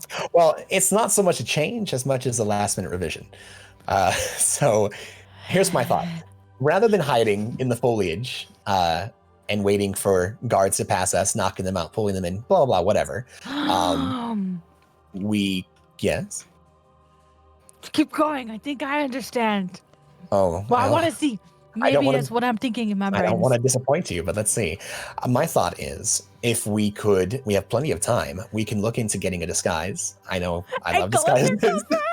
And go undercover, and we could be either security or staff present, and then that way we can mingle amongst exactly, and then we pass out cocktails, we mingle amongst them, we can overhear gossip, find out the lay of the land that you can't do from sitting in a bush or up in a tree, and that way, when everything goes to hell, the ushers, waiter, waitress, whatever server we are, we can jump into action right where we need to be. Okay, this is a really good plan, but why couldn't you have told me earlier? Because I have a really cool dress I could have worn. Oh. Or at least brought. Yeah, now I'm starting to think to myself, man, I really better not fucking miss this shot. I mean, this is kind of my thing. I think best when under pressure. The plans, they don't come to me until, the blood starts flowing, and the blood doesn't start flowing until we get into a very dangerous zone, and we are currently in a very dangerous zone. Maybe next time we can make a dangerous dream. We could. Not impossible, I imagine. We certainly could. Oh, damn. I absolutely could have tried to invade someone's dreams. Oh, well. You win some, you lose some. You live and you learn. Okay, Exactly. okay. So we're going to kill some of these staffs. We're gonna murder them. I was thinking clothes again. Yeah, we find somebody, we relieve them of their uniforms, and we dispose of them somewhere where they won't be found for the next few hours. See, the way that you sort of gloss over the gory parts is actually like, I don't know what we're doing. Are we disposing of their body? Are we just hiding them? Are they going to be alive and naked? Well, that is up to the situation, and depending on the rating scale of our show. So. I think it has more to do with the morality of the party. It's your call if you're going to be fragging people or not. Here's the thing, Asena. I've made it pretty clear that I don't like to kill people, but if I have to, you do what you have to do. So I'd much rather leave these people locked in a closet to be found another time. But if push comes to shove and you need to eat somebody and then take their costume, whatever you do, more power to you. I don't eat people. No, like figuratively, oh, you eat them. I ate that guy. He's dead now. I've never heard of that term. What? Oh, Nobody says that. That's a common phrase where I'm from. Earth. We say it all the guy. time. When you just kill someone so hard, oh, I ate that guy. That's yeah. Okay. You guys don't say that here. Okay, I just thought it was, universal, but just me, I guess, or where I come from. All right. Rather, everyone says it where I come from. It's not just me. Anyway. Okay, so what's the plan? John starts moseying to the north. Okay. Mate, I don't see another building around here, which, That's there's correct. probably a place where the food comes from, because here's a pavilion. Brought it in on trucks. They're going back and forth. Are you sure? Have you been to a party? This party? Yes. Okay. It's Kate. They're driving everything in.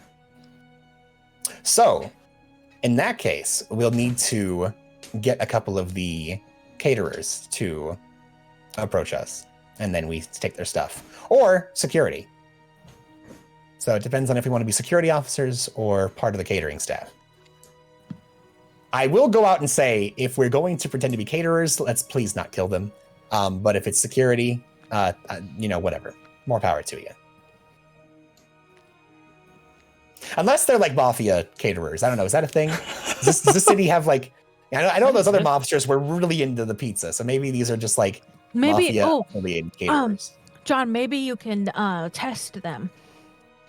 How?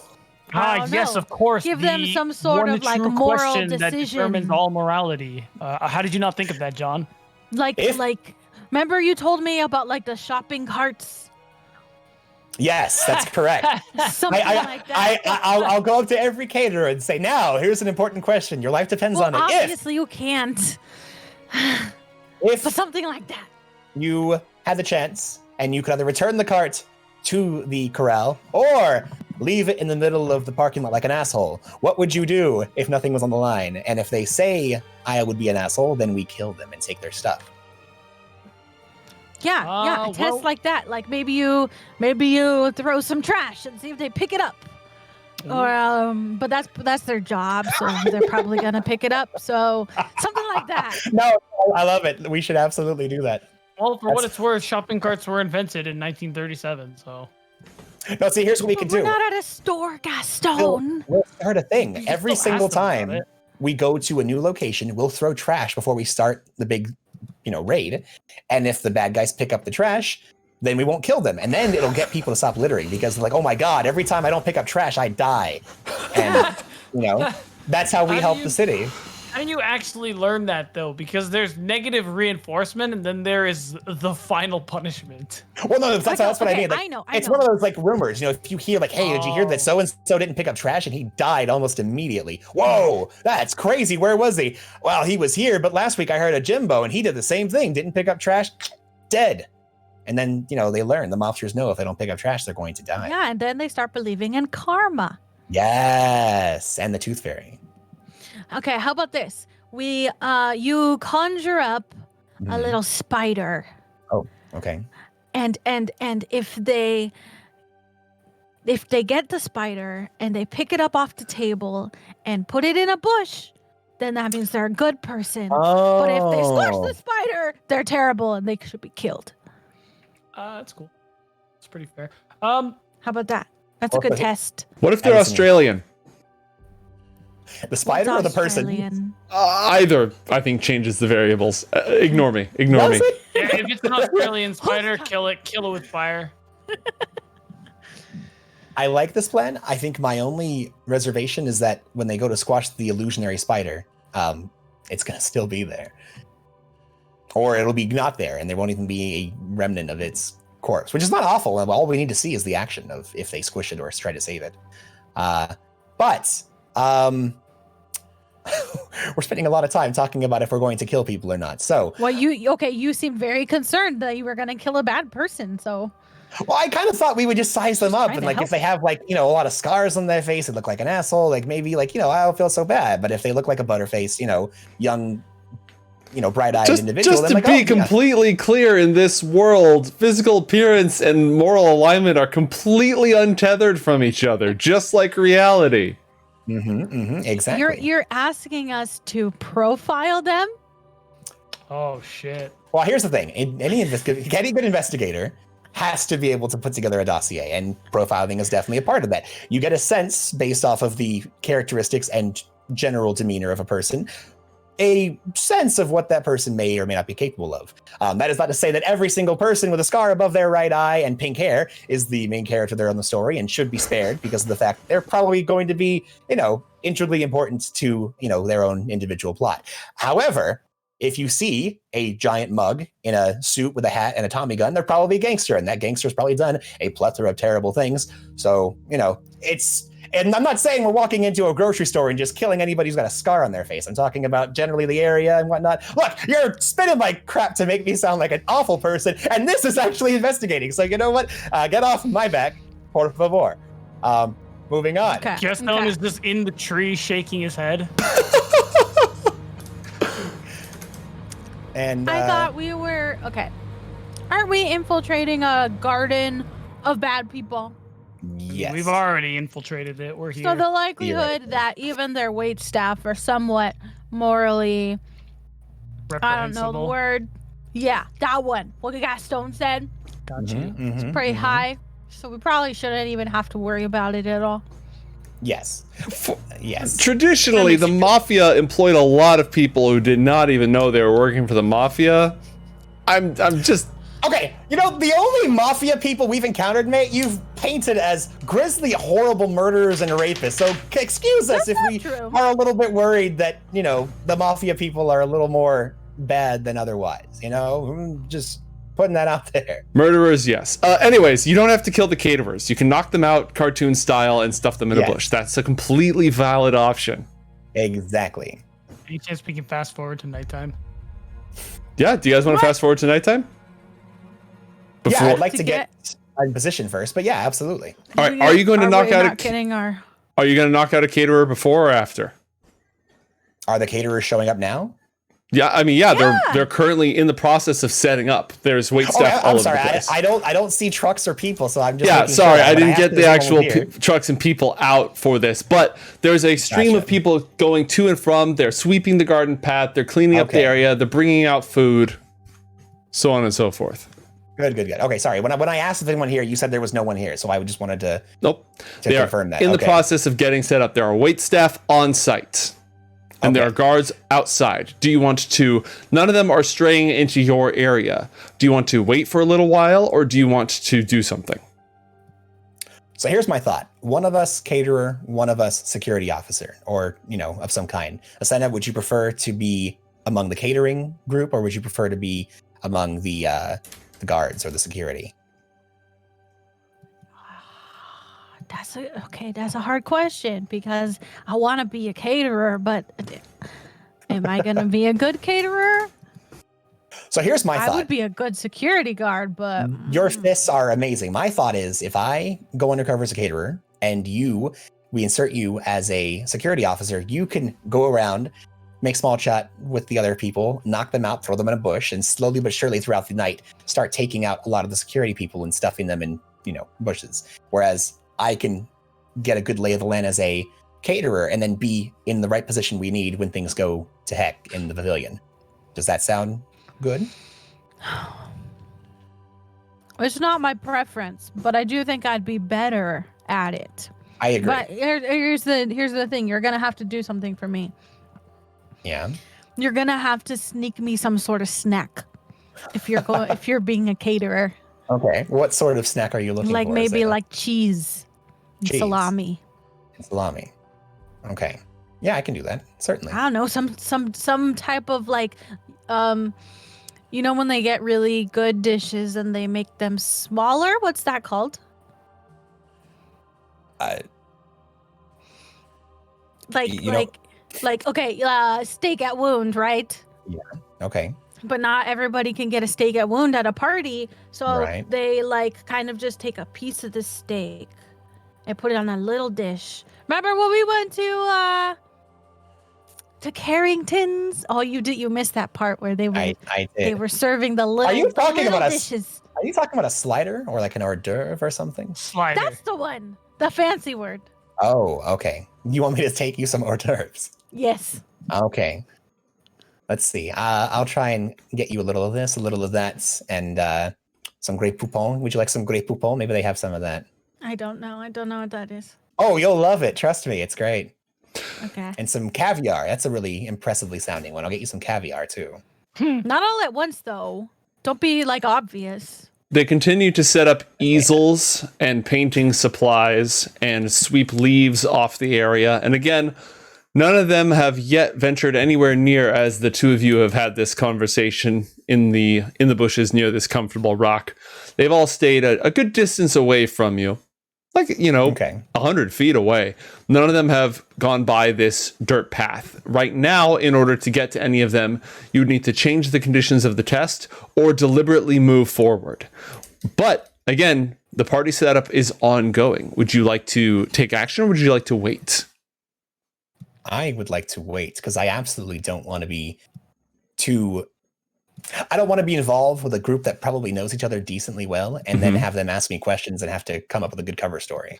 Okay. I'd rather wait till we're a little closer and then just move my way in amongst the group when things begin to get busy. An hour goes by, and at 5 o'clock, a well-dressed man in a business suit, accompanied by a group of guards, walks in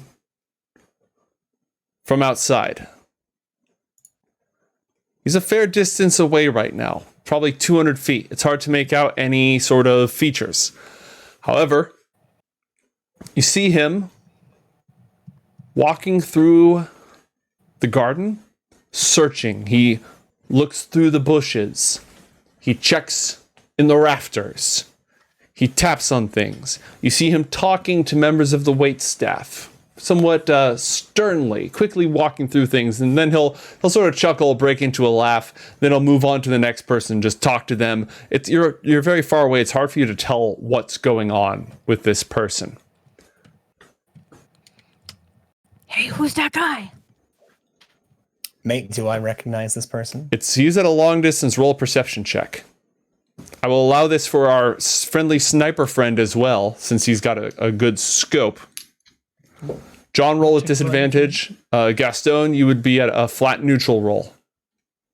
What am I rolling? Perception. Okay. Oops. That's fine. We take the first result, which is a 20. Both of you recognize this man as Guan Gui. Guan Gui is a Triple Union Society enforcer.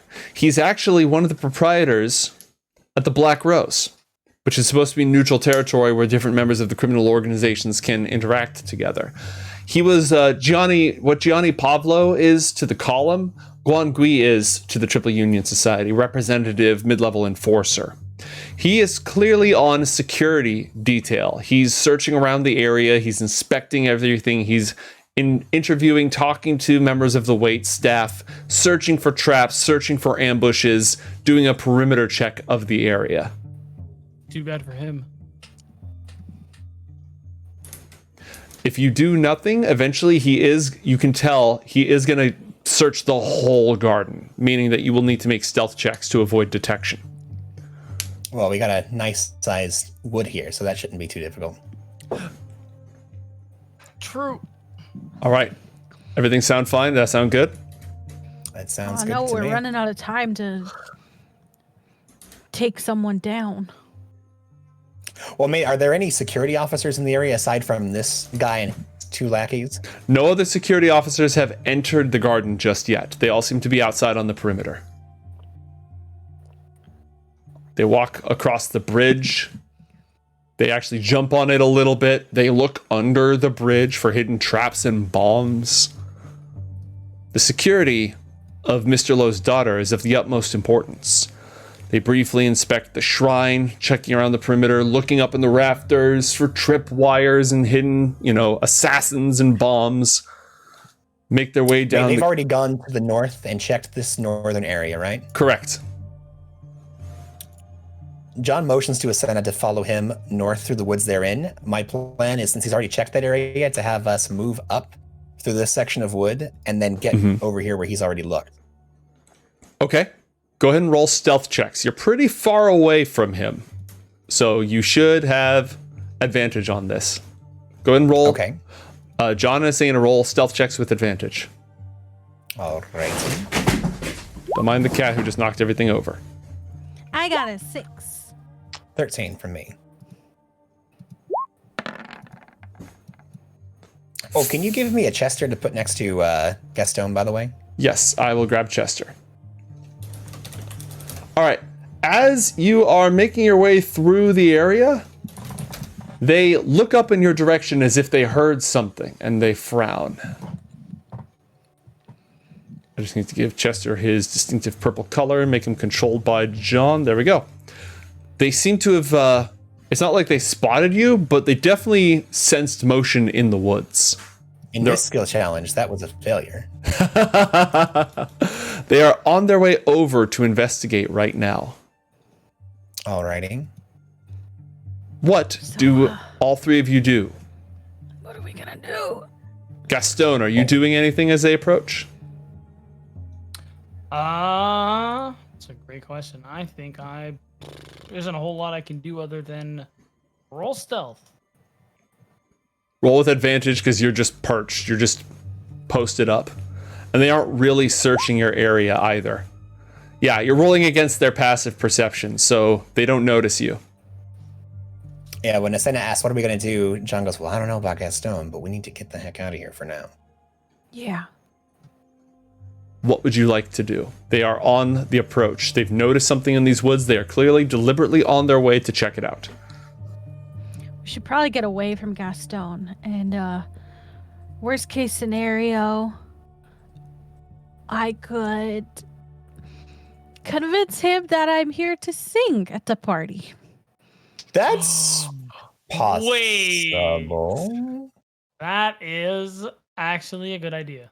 Yes. And it's a worst case, you guys. I still want to be a security guard. Okay, but no, that's actually a pretty decent idea, though. Right? I think at this point, you said they're making a beeline to us, mate? Whoa, we should have been a little farther than oh, you're muted, by the way. 1 + 1 XP. They're not making a beeline, but they're making their way towards you. But we would have been already heading north. Yeah, you can go ahead and start moving north. Okay. Go like 1 full round of movement to the north. Ooh, a full round, Boom. you say? Mm-hmm. And wabam.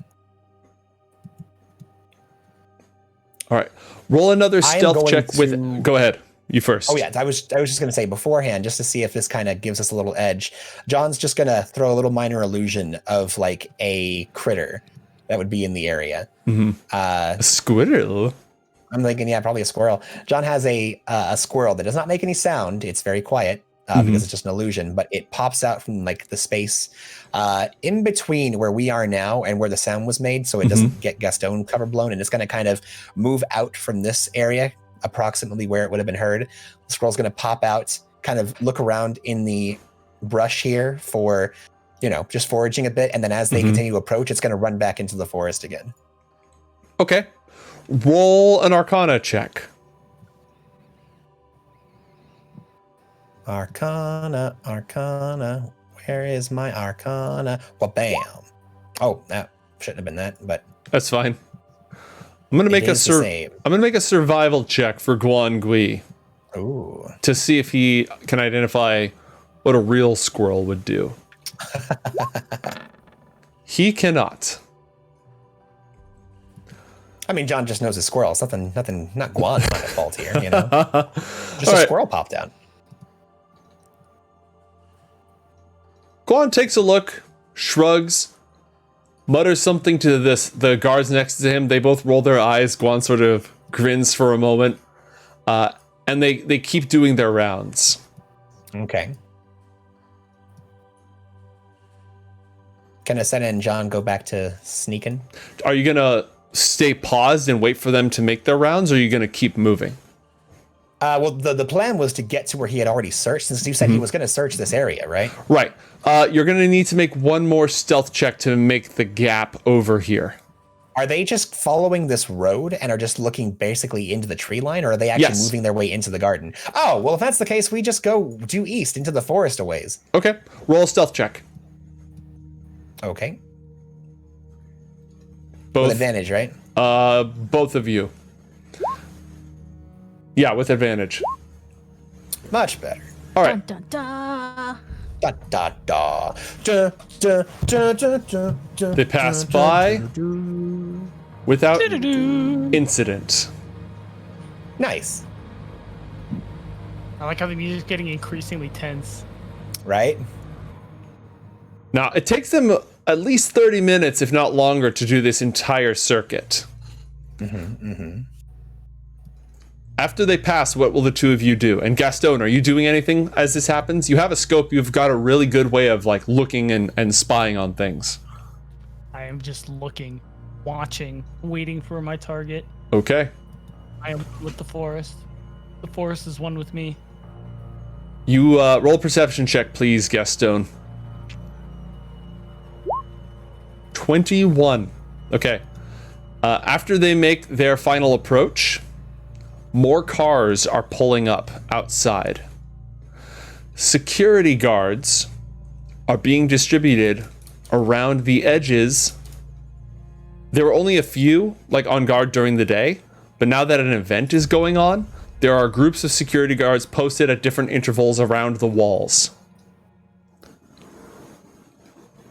You can't really see any of them, but you can sort of hear them. You can hear them getting out. You can hear them talking to each other, taking up their positions. John and Asena, what do you want to do? Well, I was thinking that we could just head a little north and hop over the wall and I land on a security guard. Ooh, you want to give that a Wow. shot? What do you think about that, John? I think that is incredibly risky, but a good idea if you can make it happen. Once you get over the wall and take over a guard, are you just going to hop back over the wall and assume responsibility in here? Well, I didn't really think that far. Well, because see, here's the thing.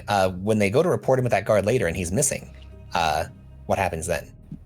I don't know. Well, what time is it now?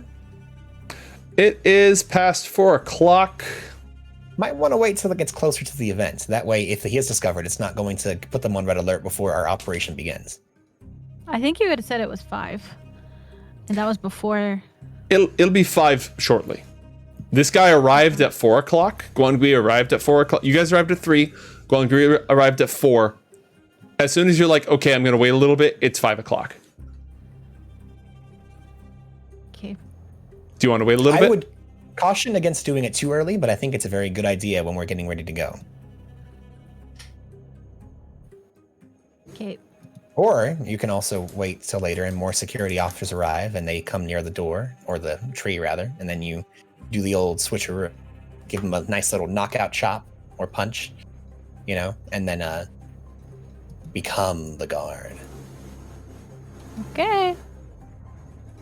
All right. Are you waiting or are you acting? We're waiting, I guess. Okay. The sun is beginning to set. It is 5 o'clock. I need everybody in the party to roll perception checks. Perception checks. Uh-oh. Okay.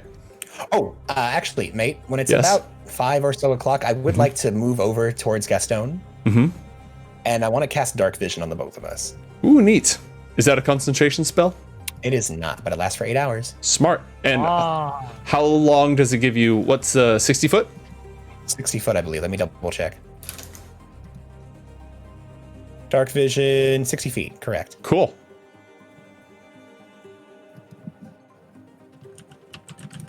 Done and done. Let me go ahead and give us a little mood lighting here. Oh my. What were the perceptions for, by the way, Nate? Anything we need to know about? I'll tell you in a moment. Oh, okay. I like it when you withhold information. There were so many ways you could have phrased that, and I'm glad that was what you went with.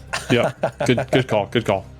Excellent decision making. All right, the Oh, thank you. light is dimming. And Gaston, Hi. you notice just the faintest, almost like a shadow, weaving its way through the trees, not far from where you are. What do you do? It's somewhere in this vicinity. Oh, sorry. This vicinity. Sorry, you wanna... My map kind of just started acting up. You wanna do that again? Yep. Ah, I see. This vicinity. Scale of 1 to 10. How likely am I to be noticed? Well, what aside from being up in a tree, have you taken any other steps to assist you with your stealth? Tell me about your perch and how you're handling it. Well, I've basically taken branches from nearby trees and I've kind of just covered myself with them Mm-hmm. for some sort of, I'll say pseudo camouflage. Okay. Just so you know, if you're looking in my direction, if you're not looking for me, you'll just see branches. Okay. It's not really a skill that you have that would directly apply itself here as far as I can tell. I'll let you roll a nature check here. Followed by, based on the results of that, a stealth check.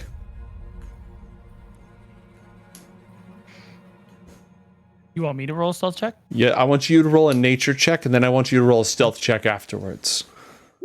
Nature? Okay, not bad. Stuff.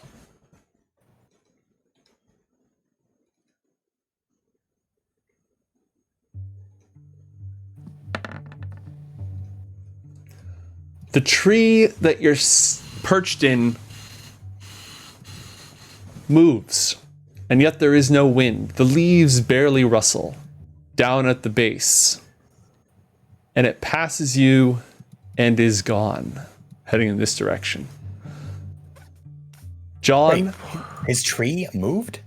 as if there was Like- wind, Okay. the slightest gust of wind, and yet there was none. John and Asena, roll stealth checks, please.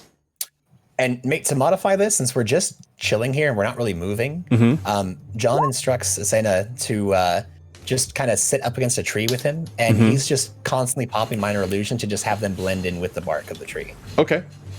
I'll let you roll Arcana in place of stealth if you want. Sure. Cool. Roll Arcana.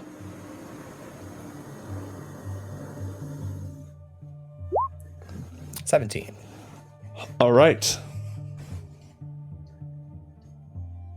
Yeah, as far as you know, nothing just walked past you. Nothing just slipped between the very blades of grass. Didn't notice anything with an 18? You did not. Okay. After all, ninjas are very stealthy. Oh, Of yes. course they are. At last, night falls. It's not dark yet, though, right? Nope, but it's getting there.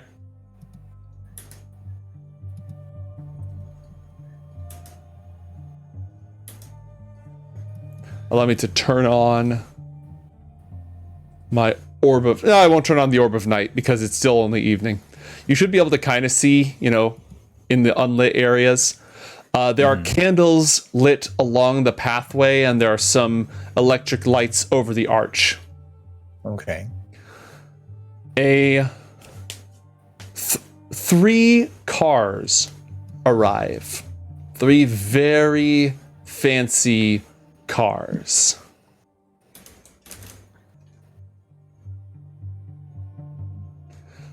The door opens, and the white ghost steps out of one of them. She is wearing her party finery as she walks into the center. Barely seen along either side of her are two ninjas. Nice. She begins personally inspecting the area. She is responsible for the safety of her charge. She is going to begin another security patrol of the whole area. Is anybody doing anything different? Slightly. Where is she right now? Exactly down there to the south. Mm-hmm. John is going to whisper to her, casting the message spell. Are you muted right now, or? Well, +1 XP. Okay. What is he going to say? John is going to say,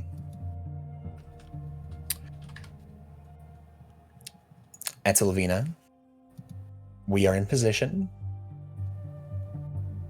Do a sloppy job for the next half hour.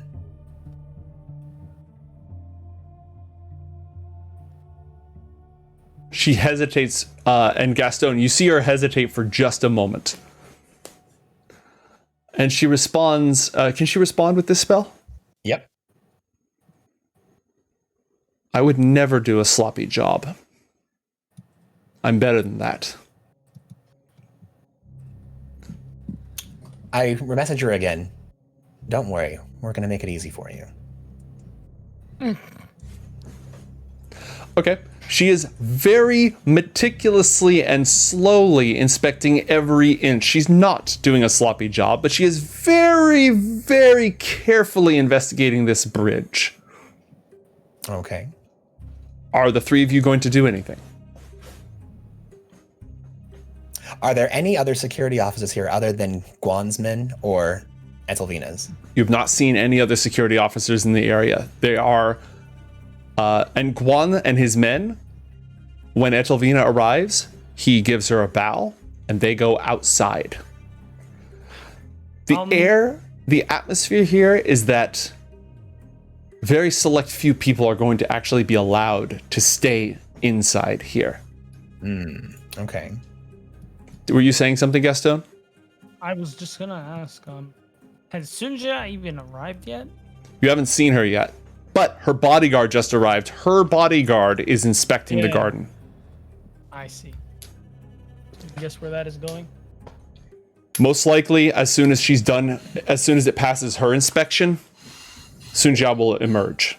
She might already be out in one of the cars that just pulled up. Hey, John. I know we talked about me being a security guard, but the security guards are ninjas. Yeah, the caterers don't appear to be sticking around either. Yeah. Does that mean I have to be a ninja? That is not an awful idea. Would you like to be a ninja? I don't know. They're kind of scary. John's going to start going through his briefcase, and he's going to look for some disguises that would put them as close to Etzelvina's ninjas as possible. Okay, you haven't used the suitcase yet, and I'm going to say that John would definitely have a ninja costume in there. However, it's from like the Halloween Superstore. So, it's definitely dark clothing, and it will definitely pass at a distance. And if you're stealthy enough, no one will ever notice it, and it won't matter. Yeah, because John's been on many adventures. He's encountered many things, and I have specifically collected many different garbs throughout my time. Yeah. So, okay. All right, so you now have a Halloween Superstore ninja disguise. You don't have like a magical sword to go with this, or? Well, unlike the Lady in the Lake, I can't just go around passing out swords willy-nilly. I have a regular, nice sword if you'd like, and John pulls out a katana. Okay, I mean, I'm not gonna use it. It's just for looks, you know? Yeah, so you have a really nice-looking katana and a party value ninja outfit. Look, if it's between the costume and the prop, go with the prop. You'll get more bang for your buck. Yeah. Props are always more impressive. Mate, aside from just dark clothes, what do Etzelvina's ninjas of the Triple Union usually have to denote their status? Just dark clothes. They don't wear anything that would link them back to their employers. But like face coverings, things like that. Yeah, face covering. Yeah, absolutely. You know that t-shirt thing I did back in college when I got in trouble with security? Yeah, that. Except absolutely. the good version of it. So here's the thing. John definitely has dark clothes, so I think rather than just wearing like a open-backed ninja outfit, he's just going to give her some dark clothes and then give her the value pack ninja hood. Okay. If that's where we're going with this. Yeah, no, that'll work. All right, Asena, you are now disguised as a ninja. It may not hold up to close inspection, but as long as you're stealthy, that's the thing. Nobody expects to closely inspect a ninja. Right. Can I use my disguise kit to try and help with this a little better? Yeah, roll a disguise kit check with what would you like the intelligence. Intelligence? Okay, very good. Gaston, while they're messing with this and you're tracking everybody's progress, you can see Etzelvina moving around, again, still in a different dress, not the one that John was scrying the last night, but she's walking around. She's got two ninjas with her. They're staying in the shadows alongside her while she sort of walks through doing her own inspection, again, looking for bombs, for traps, for anything that might threaten the safety of her charge. What will you do? Pray she doesn't look in my direction. All right. I have 2 legs, says Gaston. No, I mean that's for later. I really want to take this shot first. Absolutely. All right. Anything else? Gosh. Any shot Sun Jia is peering around in the shadows? Can she do that? Probably. Roll a perception check. Okay. 22. You have spotted one of the 3 groups of ninjas that are operating in the area. With a 22, you've noticed they're operating in pairs. They are distributed throughout the garden. Their positions right now, I'm just going to show you them, but they're not necessarily staying there. Yeah. Yeah. So aside from her and her ninjas, there appear to be 6 ninjas lurking throughout the garden. Okay, makes sense. That's terrifying. All right, John and Asena, shall I proceed with the event, or do you want to do something first? Can John look around as well? Yeah, roll a Or perception. actually, John's just going to check in with Gaston as the cat. He's going to go into his cat form. Oh yeah. And the cat just meows at you in a very John-like fashion. I don't understand him though, right? Well, you can't speak cat, but it's the cat went from being a cat to like standing up straight, putting on glasses, and going, "Yo, what's up, buddy? What do you got?" Oh, like it's you. Yeah. Okay. Well. Okay. I'm gonna whisper this because I don't want those guys to hear me. Shit. So there's a lot of ninjas in this forest, if you haven't noticed, and there's a lot around this compound in general. Sun Jia hasn't actually come out yet, but with the white rose searching, she's probably gonna be here soon. The lights of another vehicle crest up over the hill for a moment. And there it is. A couple of seconds later, you hear a car door opening. You hear a loud, cheerful voice. You hear lively conversation. And moments later, 3 people walk through the garden gate. Natalie Adams, Sun Jia, Wow, they're all angel killers. and Draken de Vrij. Oh, do I have a Great. shot? You do have a shot. John, I have a shot. Nod for yes. Shake your head for no. We are not in position. Hold on a second. I need you to know your cat cannot say those things. No. I know. I'm just looking at the map. Oh, okay. What did you say? Nod for yes, shake for no. Yeah, like The cat shakes Or- vigorously. The cat. fine. But I don't know if you can see from here, but we have a problem. Who's it? Natalie who? Natalie Adams. Natalie Adams. Natalie Adams and Draken de Vrij are here. You notice, by the way, Gaston, through your scope, Palms. roll an insight check, please, Gaston. 10. Okay, it's kind of hard to tell at this distance. I am going to allow John and Asena to do one thing, then I'm going to continue with this scene for a moment. Thank you.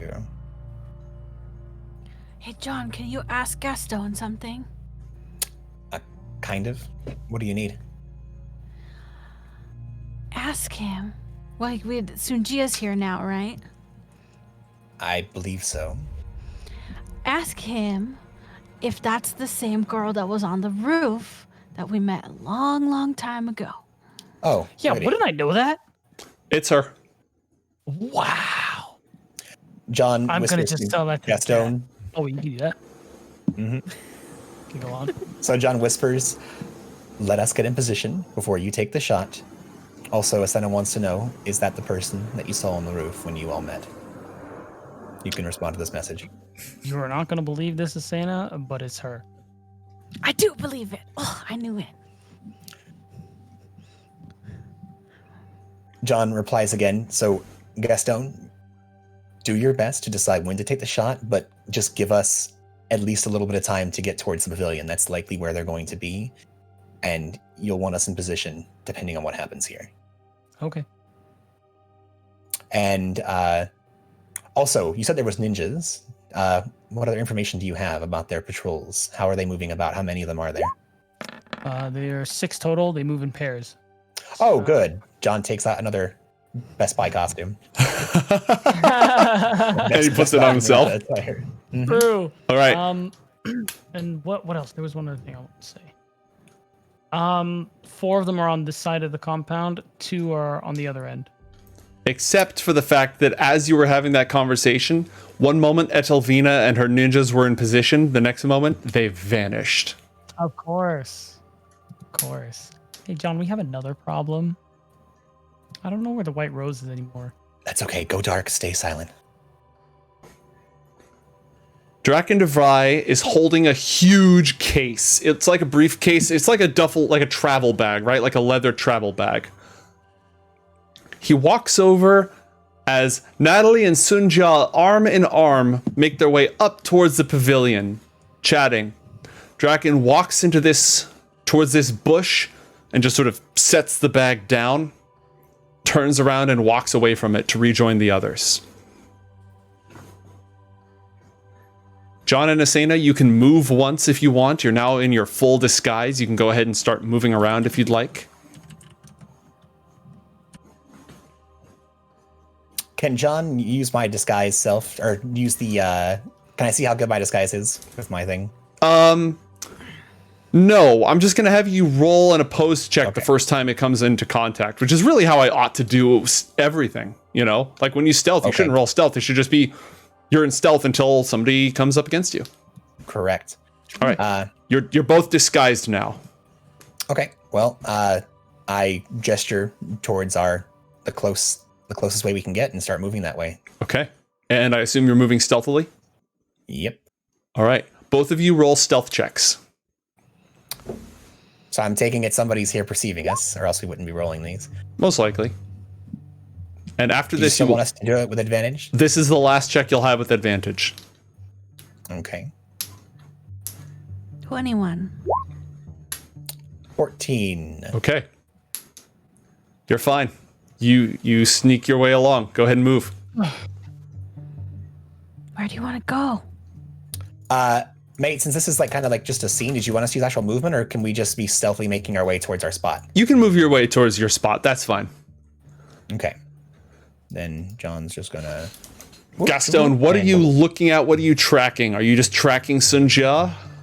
Are you tracking Draken? They went their separate ways. The case he set down, like you can't scope them both at the same time, so I'll allow you to scope one of them out right now. You can either track the shot, or you can take a look and see what he was up to over there. Or something else if you'd like. Because we have an idea. Actually, we have like an exact idea of where Sun Jia is going to be really soon. Mm-hmm. I'm going to look at Draken for a little bit and see what he's doing. Roll a perception check. The case he set down in the bushes, almost on the shore of the pond, it sort of pops itself open, and bugs begin to pour out. Just tons and tons of these beetles, just scattering in all directions, crawling into the garden, scattering their way around, shifting along like a living carpet, silent chitinous, barely reflecting any light. I know. Chester's still with me, right? Yeah. Okay, I'm gonna whisper to Chester. Okay, John, we have another problem. Draken came with a briefcase. It released, I don't know, a swarm of beetles. I don't see them anymore. They were out, and now they're gone. I have a feeling we are running out of time. John is out of range to be able to telepathically communicate with Chester. Mm-hmm. Oh. Well, okay. He was close enough for a little bit, so it depends on how soon that message came in. Pretty soon, because he just like, as you were getting disguised, he was setting down the bag, so you would have had time. Okay, then yeah, then I would have been within range. So Chester would telepathically let John know that was the case, and before they get too much farther in there, John would whisper back while he's still within range of Gaston. Oh, that's Caster. There's going to be an undead baddie running around here, so Lovely. He pretty much can do everything I can do, but undead. He was one of the 5 who was present at the tomb of Senapulker.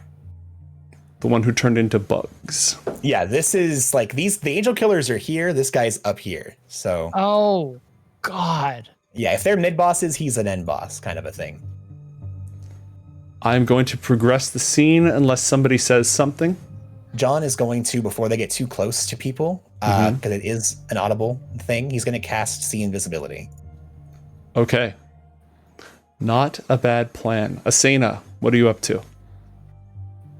Asena's gonna whisper to John and say, "It's pretty hard being a ninja." Mm-hmm. I have a newfound respect for ninjas. It's really hard to stay still Right? and quiet. Right? And it's really scary too, because I don't know if something's gonna get me. Well, see, here's the thing. You can combat that by knowing you're a ninja. So you're kind of at the top of the proverbial food chain when it comes to scary things. Oh, right. Mhm, Okay. mhm. Just keep that in I'm your a mind. ninja. Nothing is scarier than you in the shadows. She's gonna Two keep whispering to Another herself. ninja. I'm a ninja. I'm a ninja. I'm a ninja. I'm a ninja. Okay. 2 more guests arrive next to each other. They seem to be bickering. There's a lady dressed up in fine furs, easily in her, I don't know, 70s. And then a sort of brutish looking man with a big fur coat, and the two of them are having some sort of a debate. These are Dorothy Emersmith and the radio host Felix Wiggins, also angel killers. Yep. Yep. Do I know Chester is no longer John? Can I like tell it's like relaxed more like a You would cat, I talk to guess? him, and Chester would just sort of give you a meow. Oh, okay. Well, he's just gonna say this to himself now.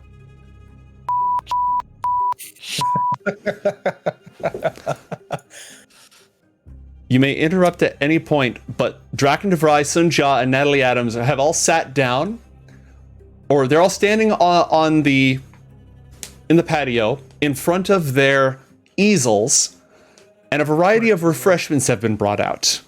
You see Draken he raises a wine glass that's been set out, he looks at it, and he puts it right back down. Sun Jia and Natalie, on the other hand, have each poured themselves a glass and are drinking and exchanging pleasantries. It's a deep crimson vintage of some sort. It's probably blood knowing these freaks. Do I have a shot where I can hit 2 of them at once?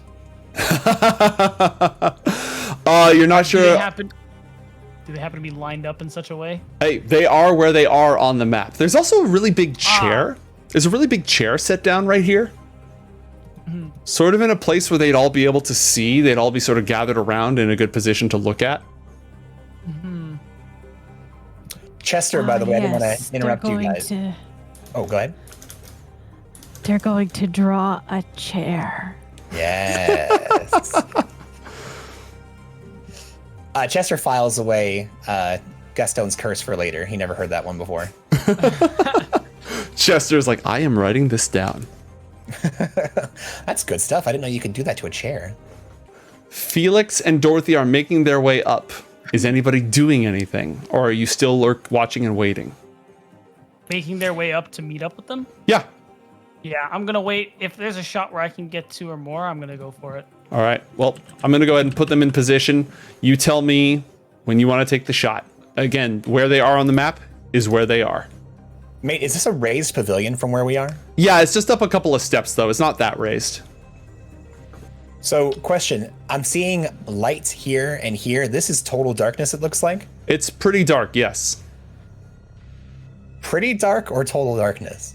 Total darkness. Because I'm wondering if we kept ourselves along the wall here, would we be able to sneak into a closer position, either behind the rocks if they're large enough, or into a closer bush? There's a bush right here. Now, from this bush, would we be? Is this so high that we would no longer have line of sight to these people? No, you'd still have line of sight. As they're making their way up, and they said they're talking, right? Some of them are having idle conversations and moving up. At the loudest part of the conversation, John is going to grab a hold of Asena's wrist, and she's like, I'm a ninja, I'm a ninja, I'm a ninja. Like, okay, ninja, let's go quiet. Time is now. Follow me.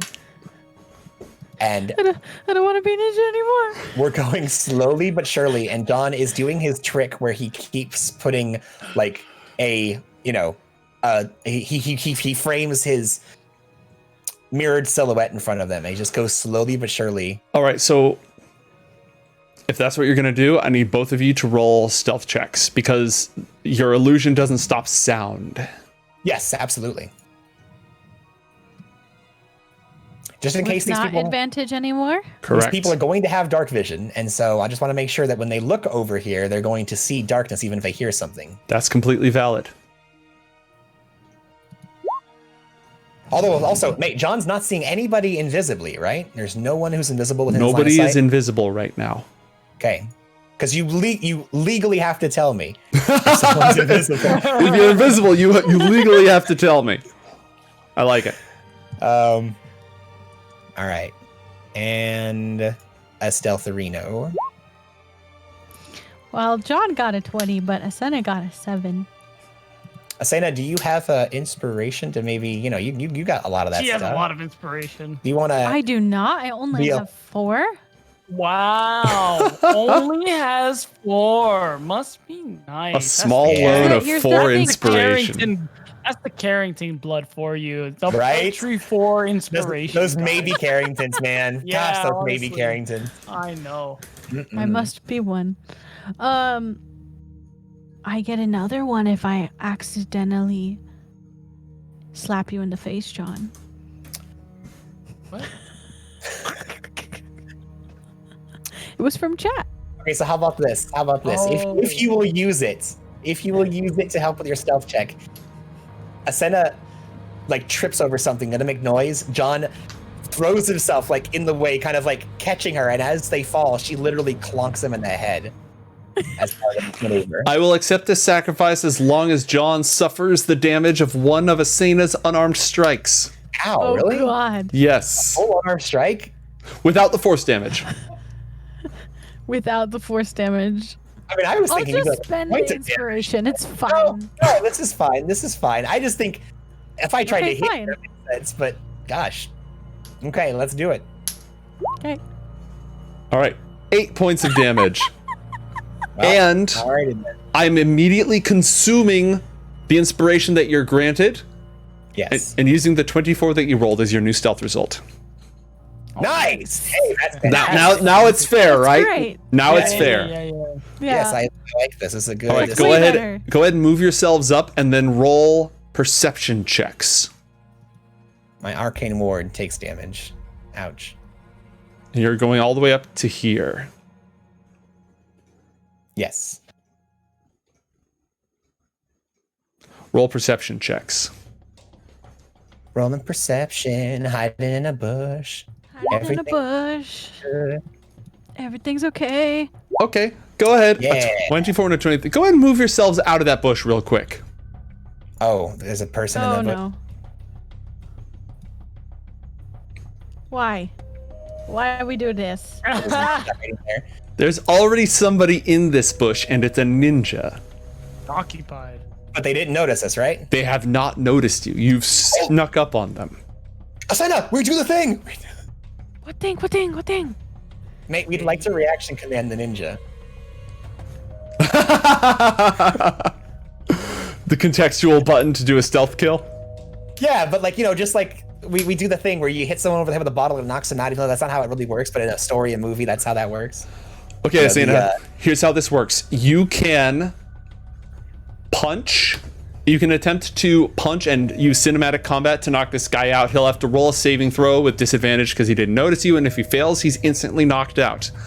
That save will be it's 8 plus your strength modifier plus your proficiency modifier. I can do that math. Or you can try to grapple the ninja. If you succeed, you've got him by the face so he can't make any noise, and you'll have to try to choke him out. He has to save a constitution save DC 14 if you punch him. But if you punch him and he doesn't pass out, he could raise the alarm. What do you want to do? Right. There's two of us stealthing. Could we scissor him? She goes to knock him out, I go to knock him out, so Okay, you I know. prefer to use the terminology of the coconut attack where you clonk somebody's head together like a coconut, but yes, I will allow you both. I could help your dirty mind, my friend. Sure, we'll coconut him instead of scissor him. All right, go ahead. I'm going to have each of you roll unarmed attacks with advantage.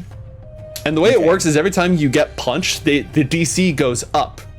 Okay. And okay. Asena, you can make multiple attacks, right? You can make 3 attacks. Yeah. So you can just punch the crap out of him, and John, go ahead and make 3 unarmed attacks, and John make an unarmed attack, just to Okay.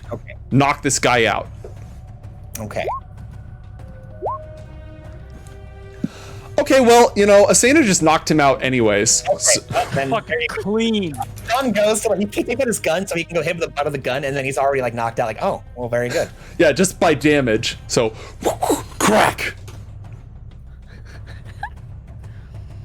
John takes all his throwing stars and just shoves it in his briefcase. Just realized you have 3 attacks and just dunked this guy. Holy shit. I think we have a better ninja costume now. Yes, we do. What are you going to do with the ninja? You can hide him in the bush, but if anyone else enters the bush, they will immediately discover the ninja.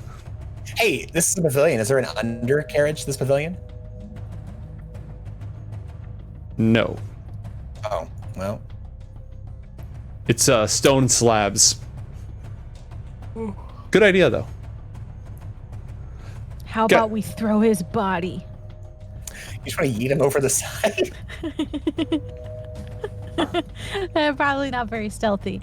I think this bush is fine. This is where he was hiding. No one should have suspected otherwise. We just take his ninja costume and all his stuff and leave him naked, tied up. I'm gonna tie him up and gag him. I can't eat him. I already told you guys I don't eat humans. Right. But you could. Gaston. You're edible. Someone else just walked into the garden wearing a high-collared, like a hat, high-collared jacket. Most obvious shifty, shady disguise you've ever seen in your life. Roll a perception check.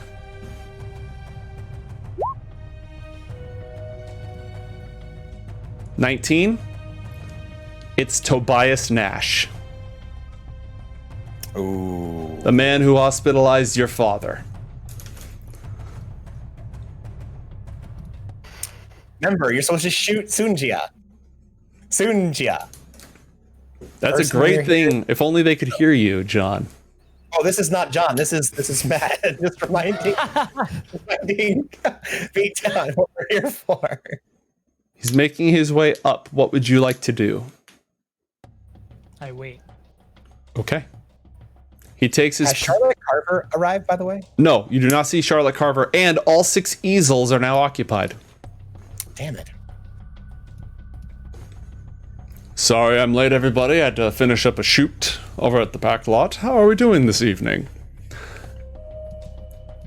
All the players are in place, but the seat remains empty. What the hell? Charlotte Carver's the only one who's not here. Mm-hmm. Why is that? Well, aside from Clyde, but he's dead. So. Asena and John, what would you like to do? Well, I'm gonna change into the better ninja outfit. Okay, you have upgraded now to a better ninja outfit. I guess I'll this guys from my inventory. All right, while Asena is upgrading her disguise, what is John doing? I just want to survey the area. This is getting pretty intense.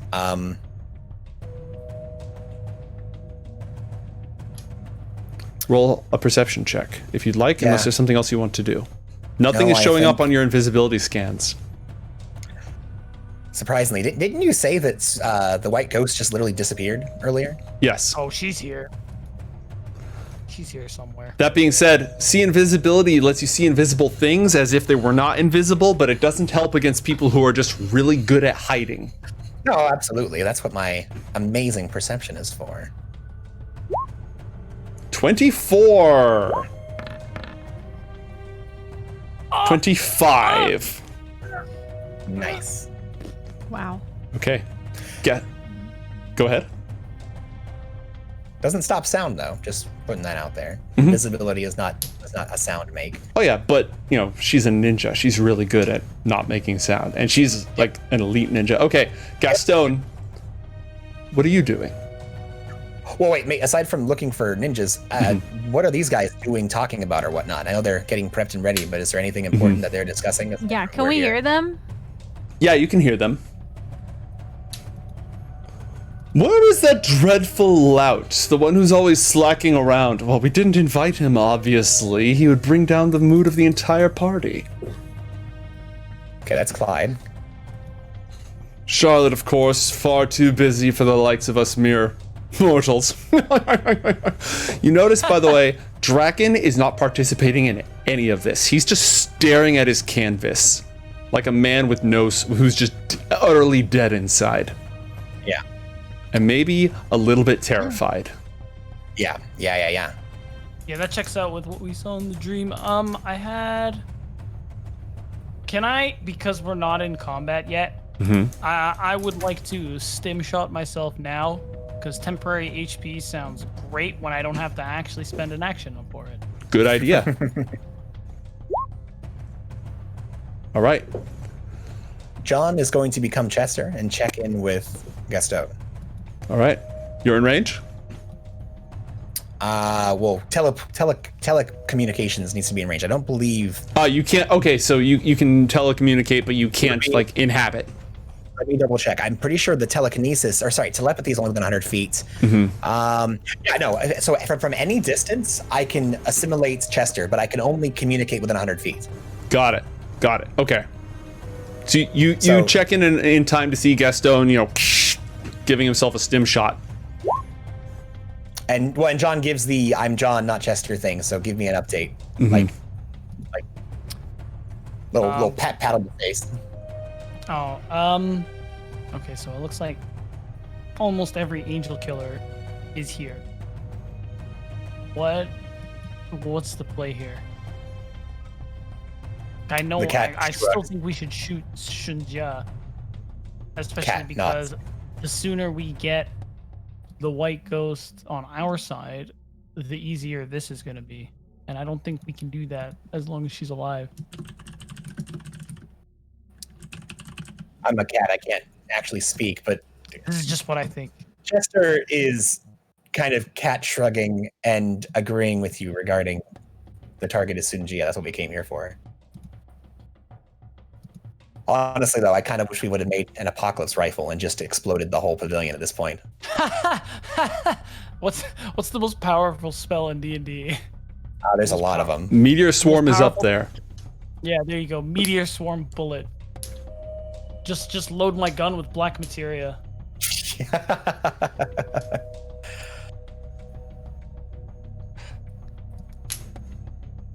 They are continuing to chatter amongst themselves. You hear them talking about the war in Omelas, the war against the Omelons. You hear Felix in particular just going on a rant about, those utopian maniacs have to be taken down at any cost. Sun Jia mostly wants to talk about her own accomplishments. Dorothy is sampling the various vintages and snacks and just sort of paying attention to those more than anything else. You know what the downside of us being ninjas is? What's that? We don't get any of the fancy little treats. If you're stealthy enough, you do. I'm gonna whisper to Chester. How long should we actually wait here? Are you guys close to them? Is there information we need, or should I just shoot? Chester just can't really talk to you, so he just, when you say should we just go, John nods that they're in position. He nods when you ask if you guys are close enough. And then what about when I ask, should I shoot now? It's a slight cat shrug, but kind of a corner. It's like a diagonal nod. It's like a no, yeah. The Rusty Peters thing. Yeah, it's as close to a maybe as the cat can do. It's not a shake. It's not a yes. It's like a. Well. Earlier, John said, "When you're ready, we'll be ready." So. You did say that, and you did say you're in position. So. Joe, I'm taking the shot. When he's getting ready to do it, John is going to cast Wrath of Nature. He's going to go back into being John. Mm-hmm. Are you waiting for him to shoot, or are you casting it now? I'm casting it now. Okay. Right when he's about to shoot. It doesn't do anything until I tell it to. Okay. How does it work? You call out to the spirits of nature. Let me go ahead and just pop that in there for you. Perfect. Thank you. You call out the spirits of nature and rouse them against your enemies. Choose a point you can see within range. There's a bunch of trees and foliage. Okay. You pick a point. Make it the center of the pavilion. Done.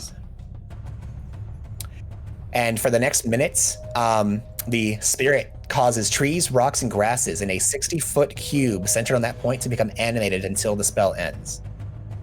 Okay. But you're having it lay in wait, right? As you wait for the shot. Exactly. I know he's planning on doing it, so I cast it, get it ready, and it's going to go off. The spirits will animate as soon as go time happens. All right. Gaston? But I kind of think it's that cinematic thing where like the lily pads and stuff start creeping ever closer. Everything starts shifting towards the area, that whole thing, you know? Yes, the roots in the soil creak and groan as they push towards the stone of the pavilion. The vines, the lilies, things brought in from a land overseas all stir in an unseen breeze, heeding a silent call. Yes, Gaston loads the silver bullets imbued with the phosphorescent substance harvested from lava tube worms from the abyssal trench. Gets the sights, adjusts the scope, calculates for wind, calculates for drop, levels it, holds his breath. A swirl of shadow fills the empty chair. For a moment, it blocks your sight, Gaston, though your shot does not waver.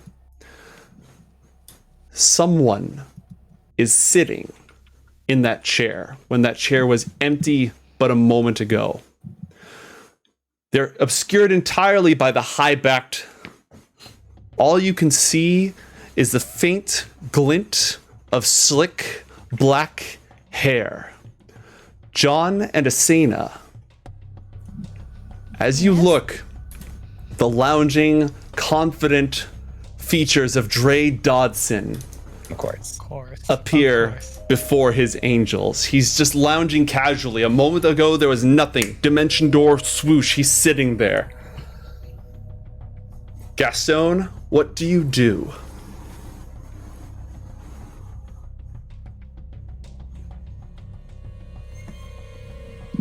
Chester, we can agree, Dray Dodson is final boss levels of dummy bullshit strong, right? Is that our assumption? John? Whoa, I'm sorry. One more time. What was that? I said Dray Dodson is final boss levels of bullshit strong, right? Compared to everyone else. He's right up there with Caster, for sure. Yeah, I was just gonna say, need like, you're the cat, so nod, shake head. Oh yeah, Cat's like, a little bit of kneading, a little bit of baking, the little biscuits. Yes. Got you. Okay. Does Gaston know it's Dray? Yeah, he does. Yeah. Okay. I'm gonna shoot Sun Jia. Okay. You hear, "Hello, children." And they all greet him with adoration in their voices. "Master, it's so good to see you." "Oh, very good to see you, Your Excellency." "What magnificence." And then a shot cracks out from the southeast. Roll an attack with advantage using your sniper rifle.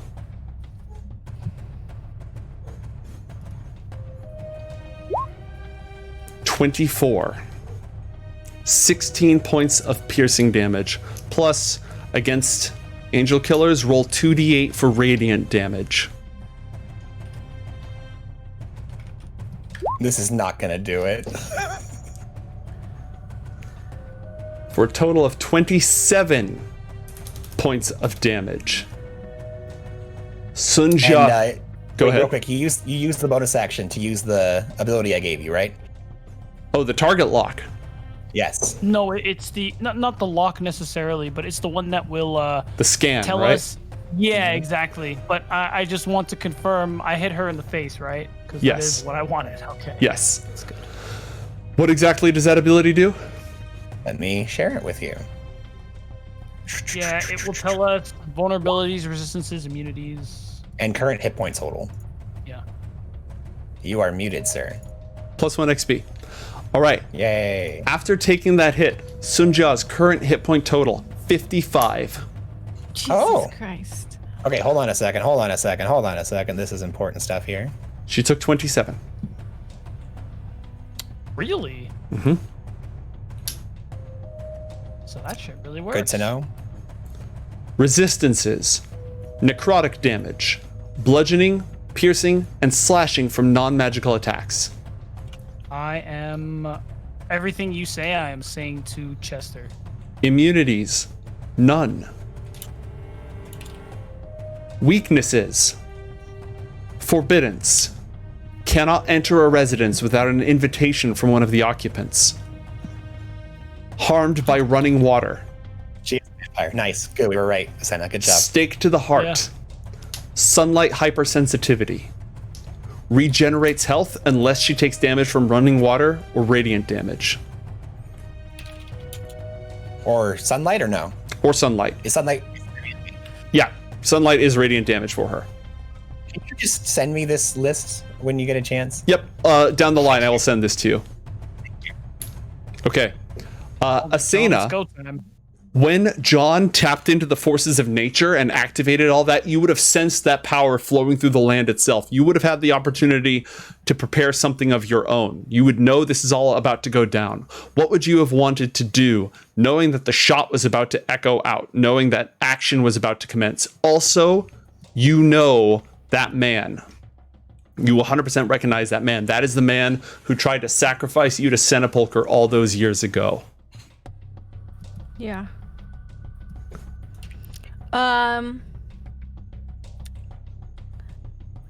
Just in case, I want to grab like a branch or a stick that I find on the ground. Mm-hmm. And just make sure I have that in case I need to turn it into a weapon, a wooden weapon, Okay. or, you know, maybe something else. Wooden stake. Yeah. I mean, technically, John knows about that because I just told him. So technically, he probably told you. So turning wood into a stake sounds like a great plan. That can be party knowledge. Yeah. John? I would like to cast Synaptic Static on everybody in that group when that bullet goes off. Okay. Drop it in chat. What's the save work like? It is an intelligence save against a DC of 19. And it's a fireball formation, so everybody in there should be getting hit, plus this ninja that we can see. Oh, yeah. You should have control over this. And you can't alt drag it. It has to be cleanly on a grid line. But I did a grid. I think Isn't you're this good. a grid? I think, yeah, you're good. You're good. Is that where you want it? Yep. Okay. And would you mind expanding this to a 60 so I can see what the other one is? What do you have that's 60? Oh, you're Yes. Wrath of yeah, Nature. Wrath of Nature. Yeah, give me a sec. I'll give you an orb with an aura. Appropriately, thank you. I don't think there's a green orb, otherwise I'd use one. You know, we can deal with. John's mostly blue anyway, so. Yeah, but Wrath of Nature is definitely a green spell, you know? Totally. Joe, Yes. because we're still like not quite in combat yet, Mhm. or like in an initiative sense, and can I use an inspiration to cock the bolt and fire again before things actually start popping off? Is that a thing? So you're asking for an inspiration to use a bonus action and another action right now. I'll do it for 2. I only have one, so good, fair enough. If anyone wants to give Gaston inspiration in chat, just saying. Okay, Chad, well, I don't ask for much. it's going to take me a moment. I have some rolls to make. John, roll synaptic static damage, please, if you haven't already. Not already. I was waiting for in case you needed me to. The do something. gun goes off. Psychic energy explodes through the area. This ninja, and this is an intelligence save, right? That's rough. That's real rough. I have that one instead of fireball. All right, well, this ninja that was lurking over here fails and gets his mind melted. Yes. Dorothy Emersmith, is going to roll an intelligence saving throw. Yeah. Oh, we got a Gaston inspiration. From She Rose. fails. She takes the full damage. Oh, and from I got Ray 2. Splat. And also, some guy gave it to the DM to balance out. Perfectly balanced, as all things should be. Draken de Vry rolls an intelligence saving throw. He succeeds. He takes half damage. Sun Jia rolls an intelligence saving throw. With advantage, thank you, chat. I'm cashing that in immediately. Of course. No, I'm saving it. I'm saving it. It would have upped my odds from like 10% to... Hey! Gaze look at upon that my works, ye mighty, and despair. I guess Ew. you didn't need it. Oh, the cards are with me this day. lucky Dorothy man. failed, right? Yeah, Dorothy failed, so she's got the mind melt. Yep. The white ghost rolls an intelligence saving throw. Uh-oh.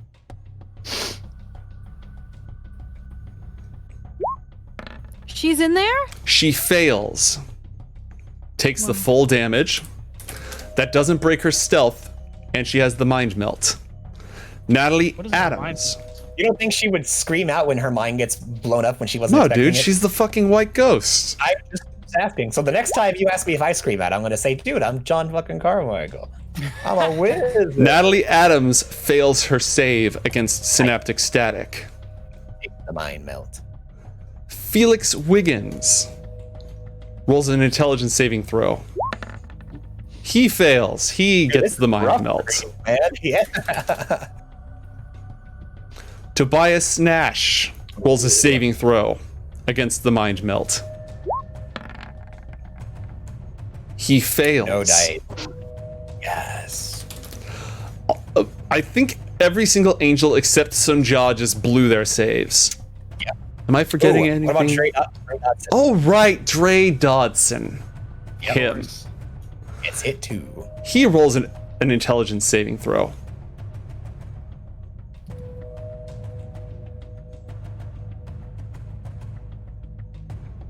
Are you giving him advantage? Yes, and I'm also fixing his character sheet because it's broken. Oh no. There we go. He All right. didn't come to play ball. He I'm came giving to him paint a advantage. picture. He came to be painted. He came to be admired by his angels. He succeeds. He good- takes half He had damage. advantage. Okay, that's it for all of them.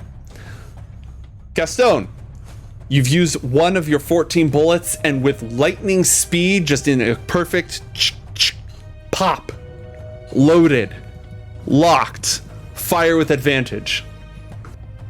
Ooh.